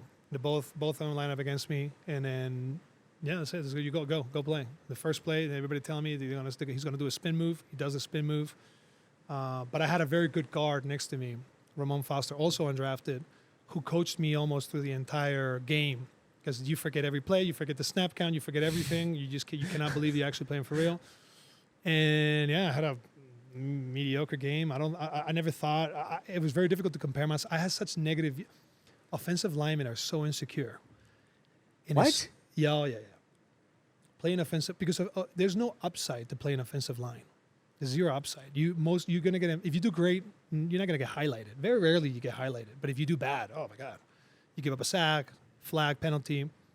So it's it's a very difficult sport from a mental standpoint. Incredible. I mean, it is. You got coaches, your family members they hear all this chatter when you have a bad game, and they let you know, and it kills your confidence. It murders your confidence. And so I had a very, very negative impression of myself. I did not consider myself, and so I will always punish myself in an unhealthy way in order to get the most out of myself. It's almost like a cycle. Like the day before the game, on a Saturday, you think there's no way I can block this guy. There's no way I can do this. There's no way I can do this. No way he's gonna crush me. There's no way I can do it. And then you get to the game, and then you have to have a moment. You have to put a song on your iPad. You have to have a prayer. You have to talk to a teammate. You have to talk to somebody that's gonna tell you, bro, you're gonna be okay. You're gonna kick ass. And then at that moment, you go out, you play, and then you can feel once the game enters, then your confidence goes up, and you execute the game with a high confidence. But before that, it's a nightmare. I mean, you're not sleeping. You're not eating, which is horrible for offensive linemen. Yeah, it's a lot of pressure. I mean, the career of a lineman is just. I'm assuming that for every single player is the same way, but offensive linemen, they tend to be ridiculed and embarrassed quite a bit because, again, you're not making plays. I'm not catching touchdowns. Yeah. I can't go out there on the next play and make a huge, amazing play. I'm a little bit at the mercy of how the game is going. Let's say that I go in for my first season and we have a quarterback that cannot throw the ball, and we get down in the game. So I always feel that same thing about tackles that get drafted into bad teams. So you have to throw the ball the whole time. So you're throwing the ball the whole time because you're under it. So no coordinator is going to run the ball when you're down by 14 points. So if your tackle is pass protect, you're doing pass protection all the time, coming from behind, then the DNs are going to get more sacks on you. Then you're going to start making more mistakes. You're going to feel more insecure. You're going to get more penalties. So a lot of it is not dependent on you. It depends on the environment that you're in. Now you go into an amazing, beautiful team that has got an amazing quarterback like Ben Roethlisberger, and he makes you look good. And he's getting rid of the ball quickly, and you're winning games, so you can run the ball. You can do many things. We're stacked with Le'Veon Bell, Antonio Brown, and Tavis Bryan. We had an amazing football team. So that helped me out quite a bit as well. I mean, I knew that, Ben Roethlisberger was going to throw the ball in the air, and AB was going to come out with it, and he was going to score a touchdown. So that component, that psychological component, makes you play better. But if you think, man, we're going to go to this game, they're going to score 2 touchdowns on us because our defense is terrible, and now I got to pass protect 40 times against this amazing player who knows that we're going to throw the ball the whole time. It becomes a nightmare for sure. I'm trying to understand, like, what does that feel like? Because you've been in high stress situations, right? You've been to combat now multiple times. You've been in Ranger Regiment, but like put me into like what's happening to you psychologically when you're like, you're going in, like you're going into the NFL. Like, dude, are you recalling like, I got this, like I've been to combat, or are you like, fuck? No. Yeah. The second one, B. It's much harder. I mean, here, I'll tell you this. I'll always give people this example. You tell people, let's say you and me, you tell me a narrative. He hates you because, like think about like Palestinian conflict. You think about Afghanistan. You think about any war zone. And you get 2 men and you put them across the room from each other and you make them fight over their convictions and their ideologies. And you watch the fight. Let's say a UFC experiment. We're going to get a UFC fighter from, whatever. Right. 2 opposing, one from Palestine, yes. Palestinian, and one's from Israel. Yeah, Go fight. Okay, they fight. Now you put $50 million. And it says whoever wins gets the money. Which fight do you think is more bloody and more intense? That's the problem. The problem is that it's more competitive to be in the NFL because there's so much more money. I mean, you do well, you change your life forever. It's generational wealth. You fuck up, you're in the streets, and nobody cares. And you have no studies. You got a horrible credit score. I mean, it dramatically changes your existence. You beat Palestine, your life is going to end up being this. I mean, the factors that have led to the life that you live in right now, especially when it comes to ideology. Do they have oil in your land? Do you have right. a good system, good laws, a good electoral college? I mean, there's a lot of factors that determine your way of life, but money is money. And when you have that much money at stake, it becomes very, very difficult. And then also, I mean, I would say I never really cared about the fans. I cannot stand fans, football fans. And I grew up in Spain, and Barcelona and Real Madrid was a huge rivalry that tore the country apart. I was raised to hate people from a specific part of Spain since I was a kid. Hate them.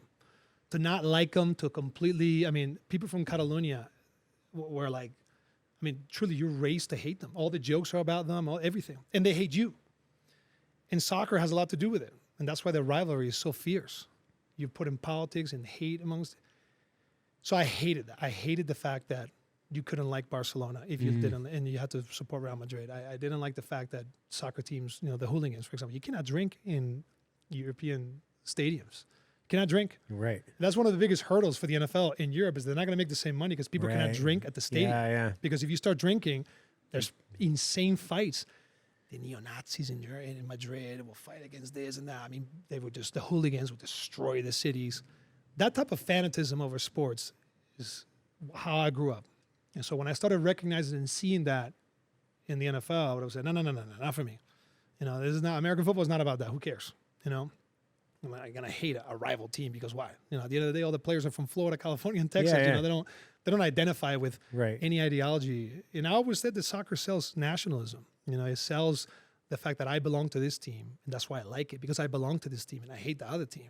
That's too much for me. In America, during the World Cup, people wear jerseys from different countries. It's hilarious. It's amazing. I think it is so defining of American culture that people say, no, I like Argentina because I like the colors. So for the World Cup, I'm going to wear the Argentina. And the United States is playing. I'm like, no, dude, you should be in America. I was like, nah, dude, they're not going to win. I'm going to wear Argentina. You're like, oh, that's crazy.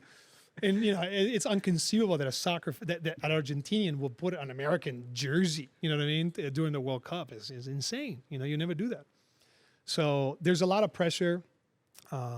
The fans are a huge component, and especially when you live in cities like Pittsburgh, remote towns, people are so into the team. They're so into the team that the negativity that a bad game could have can definitely affect your family. They can, people start treating you different.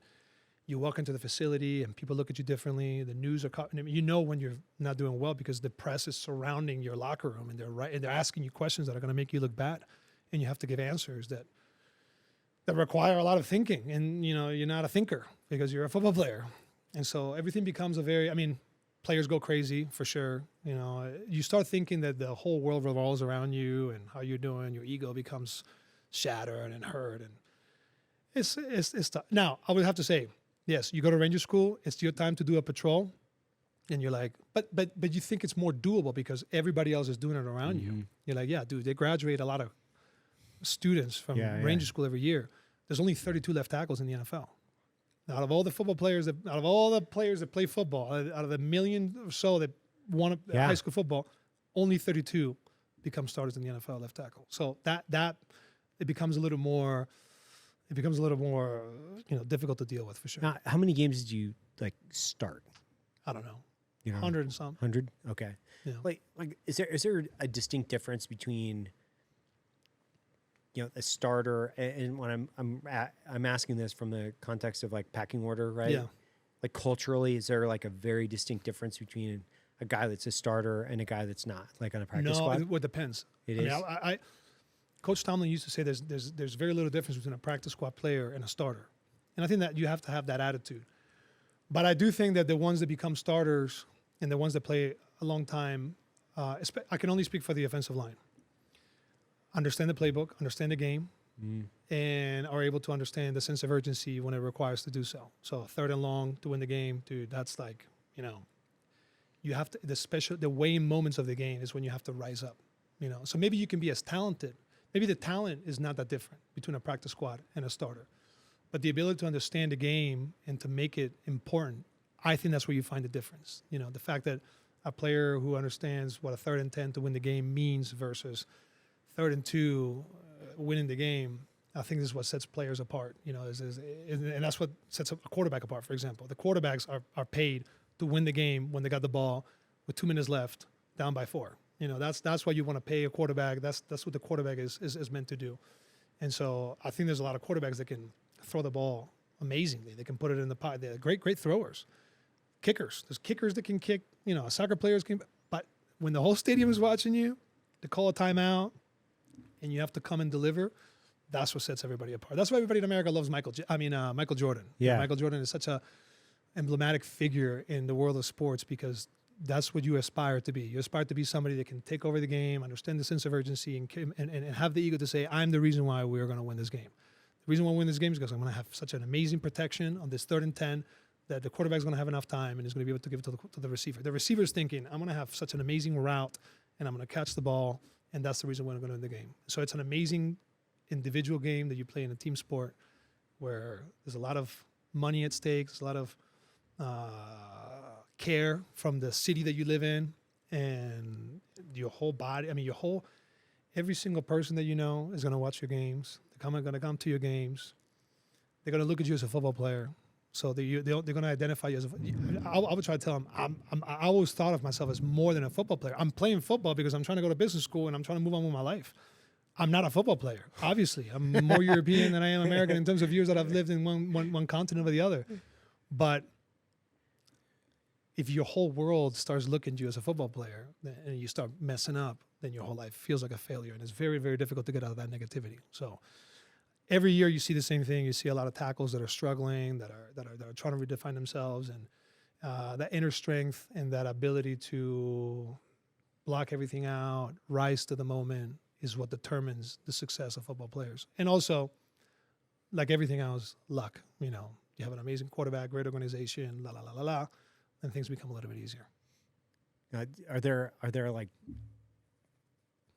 on the team, are there separations between the different aspects of the job? So you're like offense, defense, like do you guys like only hang out with? I only hang out, mostly I only hung out with offensive linemen and offensive players.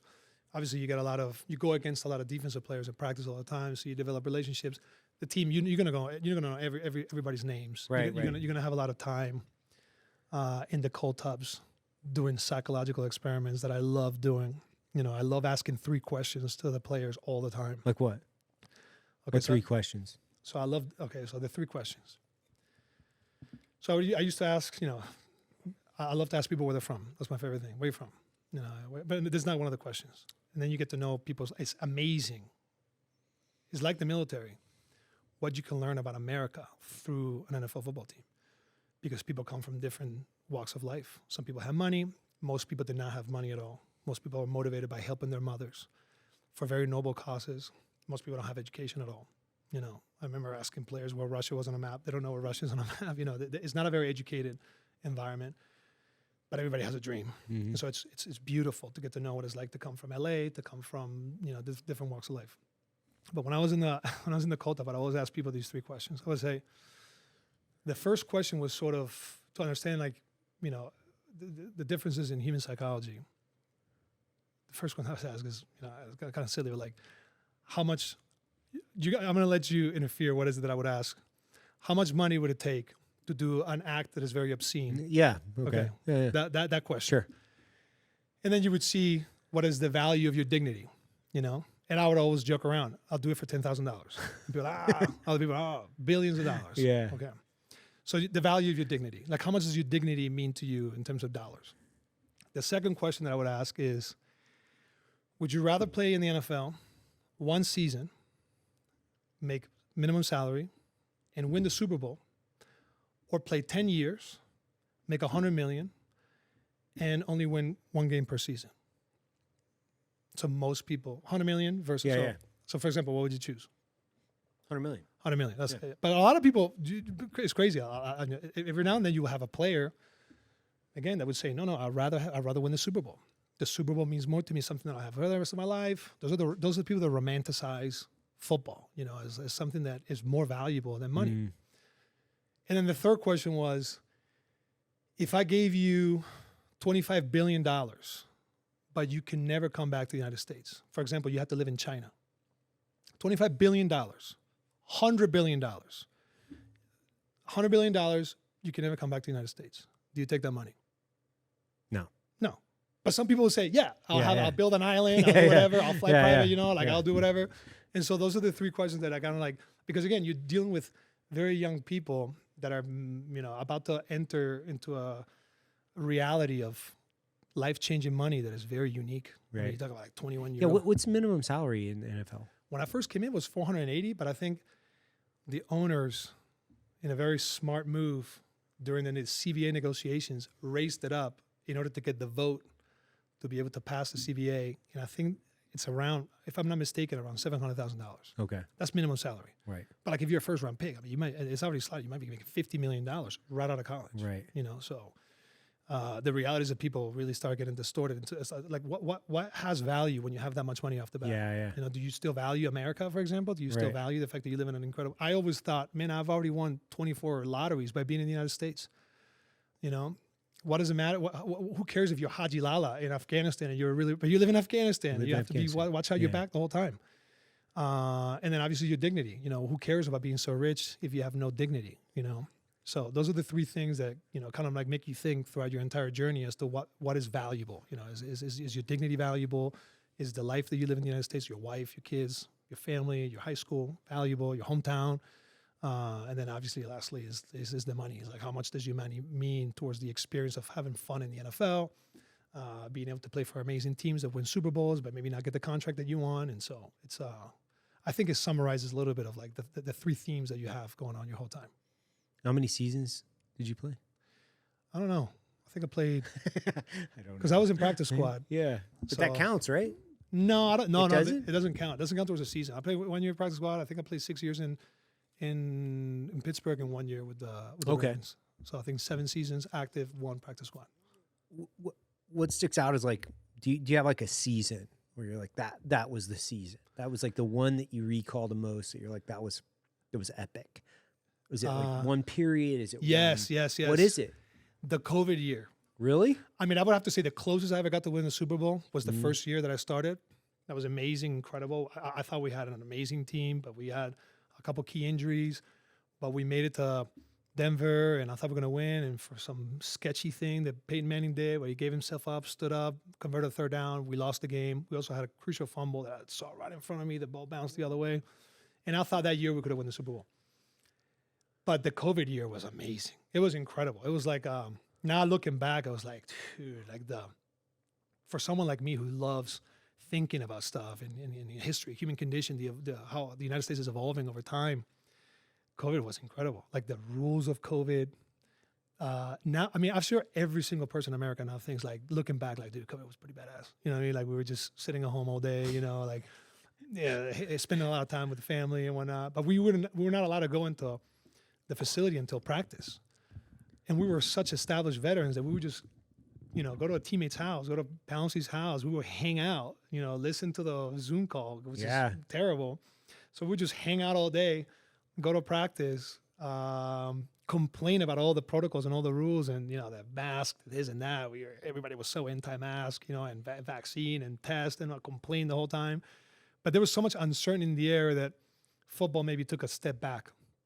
And it was not as meaningful as the giant global pandemic that we were facing and all the different political aspects of our daily life that were just like so out of control, playing in empty stadiums. Yeah, what is that like? Because you guys, how many games did you play and the stadium was just empty? Yeah, I think all of them. I think I played most of the games. Most of the games. Yeah, and they would put like pictures of it, and then you were thinking, you're like, dude, like how we fought. I mean, how did we end up like this? With the whole, you got to wear a mask the whole time doing walkthroughs. But then I take it off.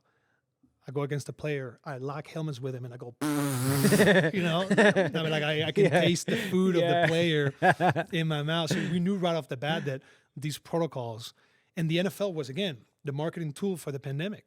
So all the images of players 6 feet apart, wearing masks on the sideline, the commentators, Chris Collinsworth, like getting yelled at for the masks. It was amazing. Not wearing it down the nose, people yelling, people screaming. A lot of people feeling really strongly about the pandemic. A lot of intense conversations regarding vaccination, for example. That was nuts. And so for me, that was the most interesting football season because we were the spotlight of the COVID-19 pandemic. and we were able to see firsthand, like the manipulation that was happening. And then you have obviously players like Aaron Rodgers' wing, took the extra mile. Joe Rogan was a guy that was like fueling all of us, like, again. And so it was a really cool social experiment where we, at the end of the day, now looking back, we bonded tremendously over that season. And I had, and it was my last year in Pittsburgh as well. So it was very, very cool that, the band was together for one last time. So you've gone to business school. I'm assuming, like, how long did it take you to graduate from business school? A lot. Because when I started, I was very motivated. But then when I got my contract, I was like, I don't have business school. And then when I realized what business school was all about, then I stopped having an interest over the things that the business school could provide for me. But what do you mean? Like, what's that mean? Well, because I think anybody that goes to business school now, especially when they finish, they can probably attest that in terms of knowledge, you're not going to learn much. It's a place where you can get hired out of. You become part of a country club. But if you have a West Point degree, for example, that's also just good. It's always going to be who you know. That matters more than the knowledge that you're going to be learning. I did get to go to Carnegie Mellon, which is an insane, amazing, fascinating university. I mean, I was blown away by that school because I did not know that it existed. A school of, computer science and acting, in the middle of Pittsburgh, with such a huge legacy of innovation and drive to improve the lives of veterans. A lot of foreign students go to this school, and I guess it's when I learned another aspect of American culture where you learn how America does business. You learn how Americans negotiate. As opposed to other countries, we follow these Judeo-Christian values of treating others like you want to treat yourself. That's how Americans negotiate. It's not value to lie. As opposed to, for example, China. You talk to people that negotiate with China, and they're like, dude, Chinese, they're lying, or even the Afghans, you know what I mean? Yeah. Afghans will lie to you because loyalty is more important than telling the truth. But this Anglo-Saxon, Judeo-Christian, whatever you want to call it, the way that we do business in America is very extremely efficient. We're very pragmatic in everything that we do. We value certain things like creativity, consistency, and Carnegie Mellon definitely instill those values in me. So for me, it was the first time that I got out of the military environment at the age of 26. First time I didn't have to show my ID to get into my house. Right. And I'm going to a civilian university where they're teaching me things that are extremely admirable. And so for me, that experience of Carnegie Mellon was unbelievable. But it did take me like 3-4 years to finish a 1.5-year degree. I did do it part-time. So I would go to practice, and then after practice, I would go to Carnegie Mellon, and then I would stay until 10 o'clock. And then, that's how I did it a couple of days a week until I finished my degree. So is that were other guys that you were playing with, were they looking at you like, what are you doing? Like, are you for real? Yes and no. I mean, yes, like, in the sense that why would you do this? Yeah. But no, in the sense that I was an undrafted player who was older than the average, and football was not going to be my way out of of my condition. So I did think that a lot of players didn't know that. Most players don't have a plan B. Most players go in there saying it's either make it or a bust. I never went into the NFL like that. I said, I know I'm not going to make it to the NFL. It's crazy, but maybe I can fool somebody to be able to go to business school. And then with education, I mean, immigrants value education for a reason because you cannot take that away from me. I don't have anything to my name. Who knows me in this country? I come in here 17. Nobody knows me. Nobody in my family. They don't even know that guy. What do you think it's like being up a girl? Like, oh yeah, but I have no friends to vouch for me. But when you have a degree, you at least have something. So I mean, immigrants have always valued education. I've always valued education, and so I thought the NFL is not a path for me. But if I do go to business school and I get a business, so it's a vehicle. It's not a path. Is that what you're saying? 100%. Yeah. Gotcha. Yeah. So were you prepping this plan, your exit strategy while you're in the NFL? You're like, okay, I got to have this plan B. Yes. My plan B is, okay, I'm going to business school. Yes. And are you actively writing business plans while you're in the NFL? Because I would imagine, no? I'm applying to companies. Okay. Yeah. So I was interviewing with companies because I said, okay, my contract is up. This is how much money they're going to give me for guarantee minimum. So I had a very difficult contract situation because I played a year of practice squad. It did not count towards my years of playing an active roster so that I could renew my contract. So then I said, dude, I'm going to be 30 years old by the time I finish this contract. Right. When I have to renegotiate, they're going to say, you're a 30-year-old. It's not going to come out the same. So I would always do a net present value analysis between staying in the NFL, going corporate, knowing that when I'm playing, I'm more valuable, than after I'm playing. And so I would interview for companies every offseason. Every offseason I would go and say, okay, let's go see the pharmaceutical company. Let's see if they're as bad as they say they are. You know what I mean? Right. And I would go interview for a pharmaceutical company. And I would come back, defense. Okay, let's go see defense. Let's see if the defense world is something that suits me. And then I would try different companies. And then ultimately I always went back to football. Football always ended up working out. And then, I stayed until I couldn't play no more. So at that point, have you made your decision, like, this is what I'm going to do when I get out? Like, do you know, like, when football is ended, when that, No, do you know? No. And it's very similar to the transition out of the military. It's the worst transition ever. I think it's worse out of the military than anything else. I don't know what it's like to do something like a National Guard, whether you're actually in both. Yeah. So you see yourself in civilian clothes and you see yourself in a uniform. But when you're active duty and your whole identity is tied to a uniform, and you no longer have the uniform, you no longer meet with people in the morning, it's a very, very difficult transition. And out of the NFL is the same way, because again, you don't need the money anymore. So you need to do something. But who's going to willingly put themselves to work because they need to work and not the money? Right. It's impossible to think about. But if you don't work, then you start suffering from an identity crisis. Like, what, are you just an ex-football player? Yeah. That's who you're going to be defined as. So I found that a lot of players very quickly try to define themselves as something else, as a businessman, as a coach, as a whatever. And you got to try to fight and battle your complacency until you find something that inspires you, that gives you purpose, and that you can see yourself in the mirror, and that your kids are going to feel proud of you. And the same thing, I mean, you always have to fight and look towards something. You have to dream. You cannot sit there and like, well, I have no more dreams left. The last thing I have to do is to die. I could die tomorrow, and then it's not going to affect, the financial situation of my family or, anything. So you got to dream. It's much funner to dream. It's much funner to be in a journey to accomplish something. And you just have to find out what it is. You have to find out what it is. And it took me a while. It took me a while to find it, because at first, again, I was the same thing. You could do everything. You could do anything. You could do everything. You have all the cities in the United States you can move to and abroad. I could go to Europe. I could do anything. I can move. I can go to South America. You can do whatever. But you have paralysis by analysis, because every single day you consider, what if I did this? What if I did that? What if I did this? And another thing is that that because you have so much money, that you're not going to be as competitive as somebody who doesn't have money. Right. Because you're not hungry. You're not hungry. Yeah. That person is backed against the wall. And that person is going to be way more creative. And he's going to fight harder. And he's going to think about it way longer than you are. You don't have to work every day. You can take a couple of days to go fishing. You can take a couple trips. Whereas there's a person that is like leveraged out in debt, is trying to get out of it, and he's trying to like reinvent himself, and has a lot more stake, in his success than you do. And so it's a zero-sum game, right? It's like, from the people that don't have anything, like, there's no safety net. It is what it is. And I think that's like the beauty of a startup and a growth company, like, grinding it out from my garage to here. Right. Like, and there's still like a significant amount of like just grind. Like it never actually leaves. Like, a lot of people are like, oh, like it's whatever narrative that people fit, but it doesn't really, the founder that, have like, when you stitch this into your soul. I was having this conversation with my wife the other day. I was like I missed, rent payments. Like, I didn't, I was staring down the barrel at, not being able to, pay and it wasn't a mortgage because I couldn't even get a house. Right. So I'm like staring down the barrel of not paying rent multiple times over, like, I know what it's like. I still feel that way. And more importantly, like, my dad's a logger, it's not like there was a big trust fund waiting for me if I failed. It was like, no, man, like, you have to make this work.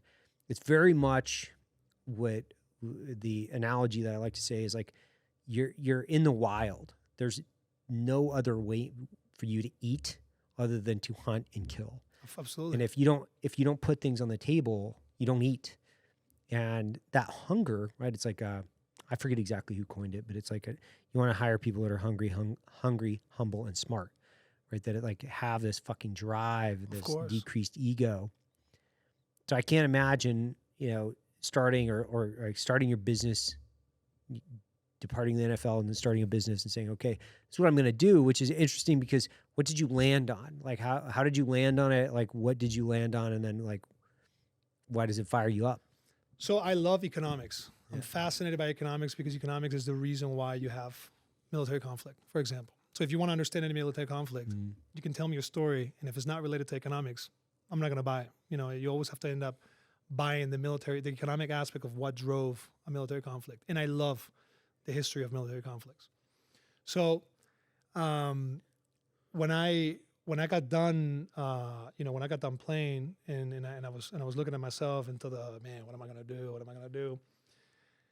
I started becoming very intrigued by the banking, the financial services in Miami, Florida, because there's been a huge growth in South America, maybe after COVID, is going to play a bigger role into the economic activity of the United States. Mexico, for example, is our greatest, Canada and Mexico as the greatest trading partners. Mexico now surpasses China in terms of our trade activity.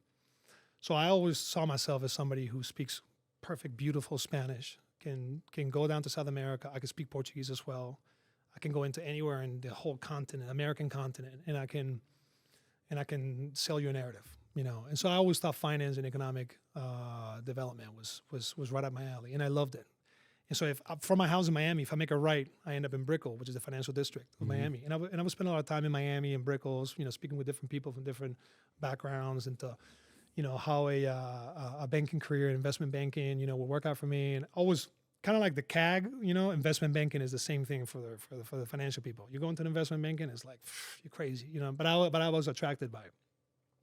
The problem is that I was like, man, am I going to really sacrifice my life over more money? And I just don't have that motivation at all.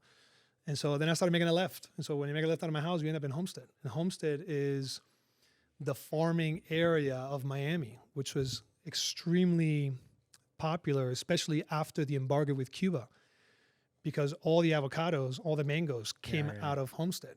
And so it reminded me of my mom's side of the family, where they grew up in southern Spain and Granada, where they have these rare tropical fruits that are mostly for the Hispanic community.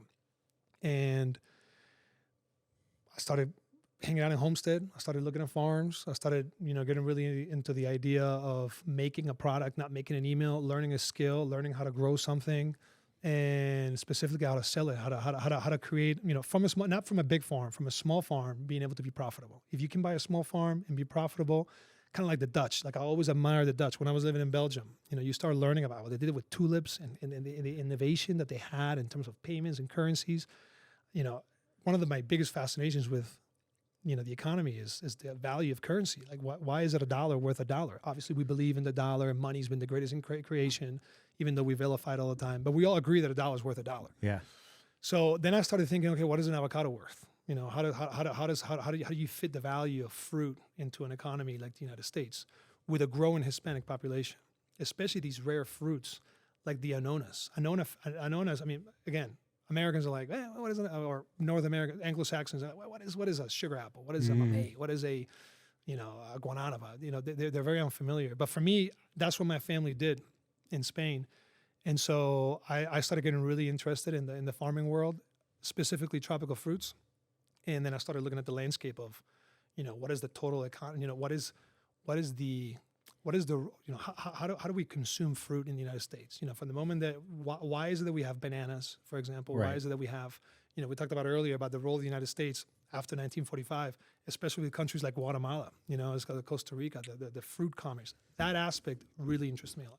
I'm fascinated by South America. And obviously there's a reason why I live in Miami as well. The capital of Latin America is in the United States. I think sometimes people don't understand that. They don't comprehend that the capital of influence is an American city, as a United States American city, and that the land population, the Hispanic population, view the United States also as a part of the American continent. And we're all together in this, beautiful piece of land that produces fruits that are very specific to people in America. And so that's what I wanted to grow. I wanted to grow things that you grow in America, like the anonas, And so I started learning a little bit about the business, and then I just became fascinated. Then it becomes, again, your own little world. You think it's the most important thing in the world. I could talk about fruit all day, and then I can talk about the different relationships. And then everything, in agriculture, everything almost becomes, what is the ego of somebody who's signing loans? Whatever. Somebody who's making food. Somebody who's making food that you can eat throughout the day, 3 times a day. I mean, dude, you're making a product that is feeding people. And so that fills you up with a lot of pride, a lot of, sort of nobility in the sense that you want to give your produce to as many people as possible. It's very rare in the United States to have these type of products because they're not very easy to ship. And so I started growing these rare tropical fruits, and then I became obsessed with a small business. It's funny because I now, coming here to the Black Rifle Coffee Company, and I start seeing like, oh man, like every night, like history becomes a big theme into you creating a small business, the legacy of certain items, the visuals, that we're interested, psychedelic type things and cool designs, and then also a brand.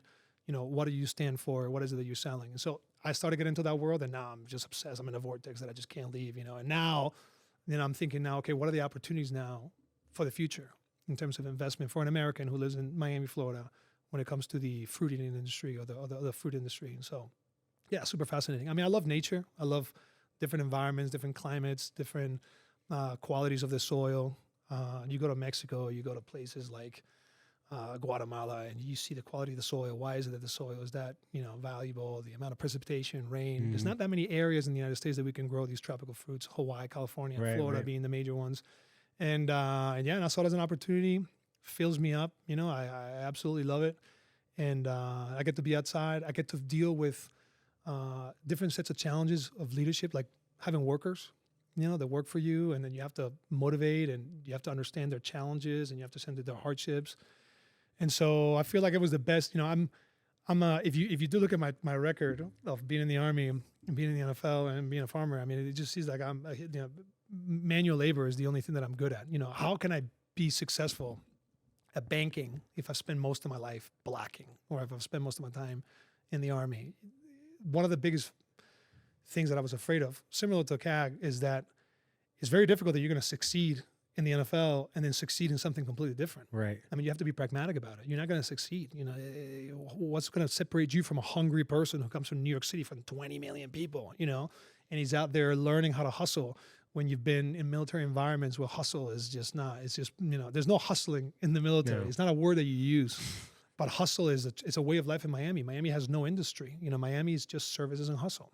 And so the labor component, the efficiency component of implementing machinery, implementing technology, being able to establish forecasts, things like coffee with fruits, things like new products for the consumer, feeding people, in terms of people being healthy and people eating. I mean, I've always been shocked by how bad Americans eat and how bad they look. Horrible.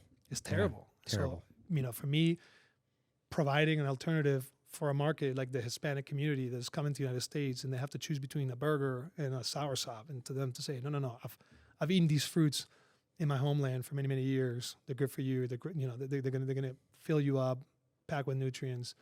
Don't go into the Slurpees and burgers because you'll end up like a balloon. So, nutrition, obviously, my weight and my fitness career has always been a huge thing in my life, and so now I spend all day eating fruit, experimenting with different things, trying out different price strategies, different things. And so, it's not like something fancy. It's not something that is going to give you the same rewards as the previous two things that I've done in my life. But to me, is a fascination. And the geopolitical aspect of commerce when it comes to fruits in America is fast. I mean, the farmers' rebellions that are happening in France and all over Europe, they do because of Mercosur. I mean, South America provides food for the entire world. And so I think that's a valuable asset that has a lot of potential in the future for maybe a path and a career that, might offer me an exciting new future. Give everybody, like, you've had multiple different types of experiences in your life. You've had a significant amount of responsibility. You've been put in high pressure scenarios. Like, there's got to be some pieces that you can kind of like what I would say is like, not words of wisdom, because that's actually too Pinteresty of a quote, but there's got to be some stuff that you've like carried around in your back pocket for the last several decades for the veteran community, specifically. Like, when we're talking about like the GWAT enlisted guy, like, because there's not a day that goes by in my life where I don't think about like my peer set, like the challenges that we face, the depression, anxiety, injury, and you've got tens of thousands of people that are going to listen to this. Like talk to the dudes, like tell them like what you've learned and what they can use. Yeah, I mean, I would say that what I can tell you is my experience, and maybe you relate with it or not. I think in football and sports, this concept of believing has been quoted, and I think from Ted Lasso to Eddie Locker Room, when you touch and believe. I think what he means is that along the road, right? If 100 people start a race, only one of them is going to finish because he's the only one that thinks he's going to finish the race. At some point on the road, every single day when you're playing in the NFL, when you're in the Ranger Regiment, now that I'm in a small business company, you think, dude, what am I doing? What am I doing? It makes no sense. Who do you think you are? You feel the imposter syndrome. Like, what do you think? You're going to come up with a fruit, company and do what? You know what I mean? Look how silly, how stupid it is. Who cares about these sugar apples? Who cares about these guananas? What are you doing? You should be doing that. Negative voice is embedded into us, maybe in order to protect us from failure, protect us from, going to CAG and failing or doing something that is silly. But then there's some other dudes that have the same feeling and they say, dude, what are you doing, man? This sucks, get out of there. And then they say, yeah, but I'm going to succeed. I'm going to believe, and those are the guys that succeed. And they succeed not because they're talented, not because they have a dad that is funding their operation, is because they truly believe they're able to overcome their negativity. Luck, everybody's always going to say luck is always a factor into everything. But out of all the distinct attributes, I think when you quit and you stop believing in something, that's when you start leaving your side projects behind. That's when you don't have any love into what you're doing. And I think that you always have to have a blind faith into anything you put yourself to. Religion was a huge part of my life, especially when I was in the military and when I was playing football. Then when I was playing football, I was like, man, if I'm praying for this field goal to be made, I'm sure there's another guy on the other sideline praying for the field goal to be missed. And so, you always have to have an understanding of, how your faith is going to help you accomplish the things that you want. Not necessarily that they're going to work out because you pray a lot. But the aspect of believing, I mean, I notice it right now. It's like, man, it's crazy. Like I'm feeling negative feelings as to what I'm doing. And I've had them before. I've had them when I was playing football. Like, what do you think you are? You're going to play football for the Steelers, left tackle? You crazy. You know what I mean? So at some point, it has to turn around. Something has to inspire you. Inspiration, I do think, is different for everybody. I cannot listen to somebody give a speech. I hate giving speeches, because they're just like, dude, I'm not going to hear something new. But something can inspire you. I've heard it from NFL players, when I was playing in college. Think about somebody in your family that means a lot and put them in your back pocket. You're doing it for them.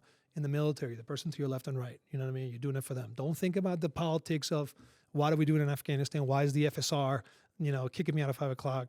How about you do it for the person to the left and right? How about you don't wig out and just start throwing a fit and you look at the private that's looking at you and thinks, man, this guy's, my life is on his hands. Who am I going to be when a situation is terrible? And then, when you're following your dreams, you have to be realistic with yourself, but man, you got to believe, you know what I mean? You can't give up. When you start giving up, I see it all the time. I see it myself. You start engaging in a project and then you just quit it. So there's a blind component to everything in life, that there's a plan, you got to finish it out. And then those that believe, those that are persistent, are going to be the ones rewarded. Nobody's going to tell your story unless there was challenges and there was adversity. The bigger the adversity, then the greater the accomplishment. If you don't have any adversity, then it's not a story worth telling. If your daddy gave you all the money in your life and you were so rich and successful, then what's so impressive about what you're doing? Mm-hmm. Just basically just fill in a gap. But if you're able to accomplish and defeat the adversity that you're presented to in life, man, that's going to be rewarded. We reward that people are going to hear your story and reward you for what you've done, whether it's through creativity, whether it's through persistence, whether it's through, I don't know, the connections that you made in life, whether it's somebody helping you out because you're such a good dude. It's always the case. A lot of times, even everybody feels that. It's just the ones that are able to overcome that adversity are usually the ones that get rewarded. So that's been a common factor in all three of them. But again, like my wife always says, I'm also 6'10". You know what I mean? And so there's a luck component to everything that you also take with a grain of salt. Well, man, I appreciate it. This has been a great podcast. Do you want to plug anything? You want to plug anything like farm Anything? No, Cool. no, for sure. Wow. Thank you so much for having Yeah, me here. thank It's been you. An amazing visit. This is Yeah. awesome, man. Yeah, This is incredible, good. incredible thing you got going on here. An amazing brand. Everybody enjoys it out in the military. You're doing great things. So Trying. hopefully you can promote veteran community, help them, inspire them. I would have to say that regarding to the veteran community, they're very delicate in many aspects. They cannot be babied the whole time. They have to feel valued, just like, they have to believe that they're worth something. And so any brand that can promote them and inspire them for what they've done is going to give them the confidence to continue to believe in and be able to achieve their things. Well, I appreciate it. Thanks, brother. All right.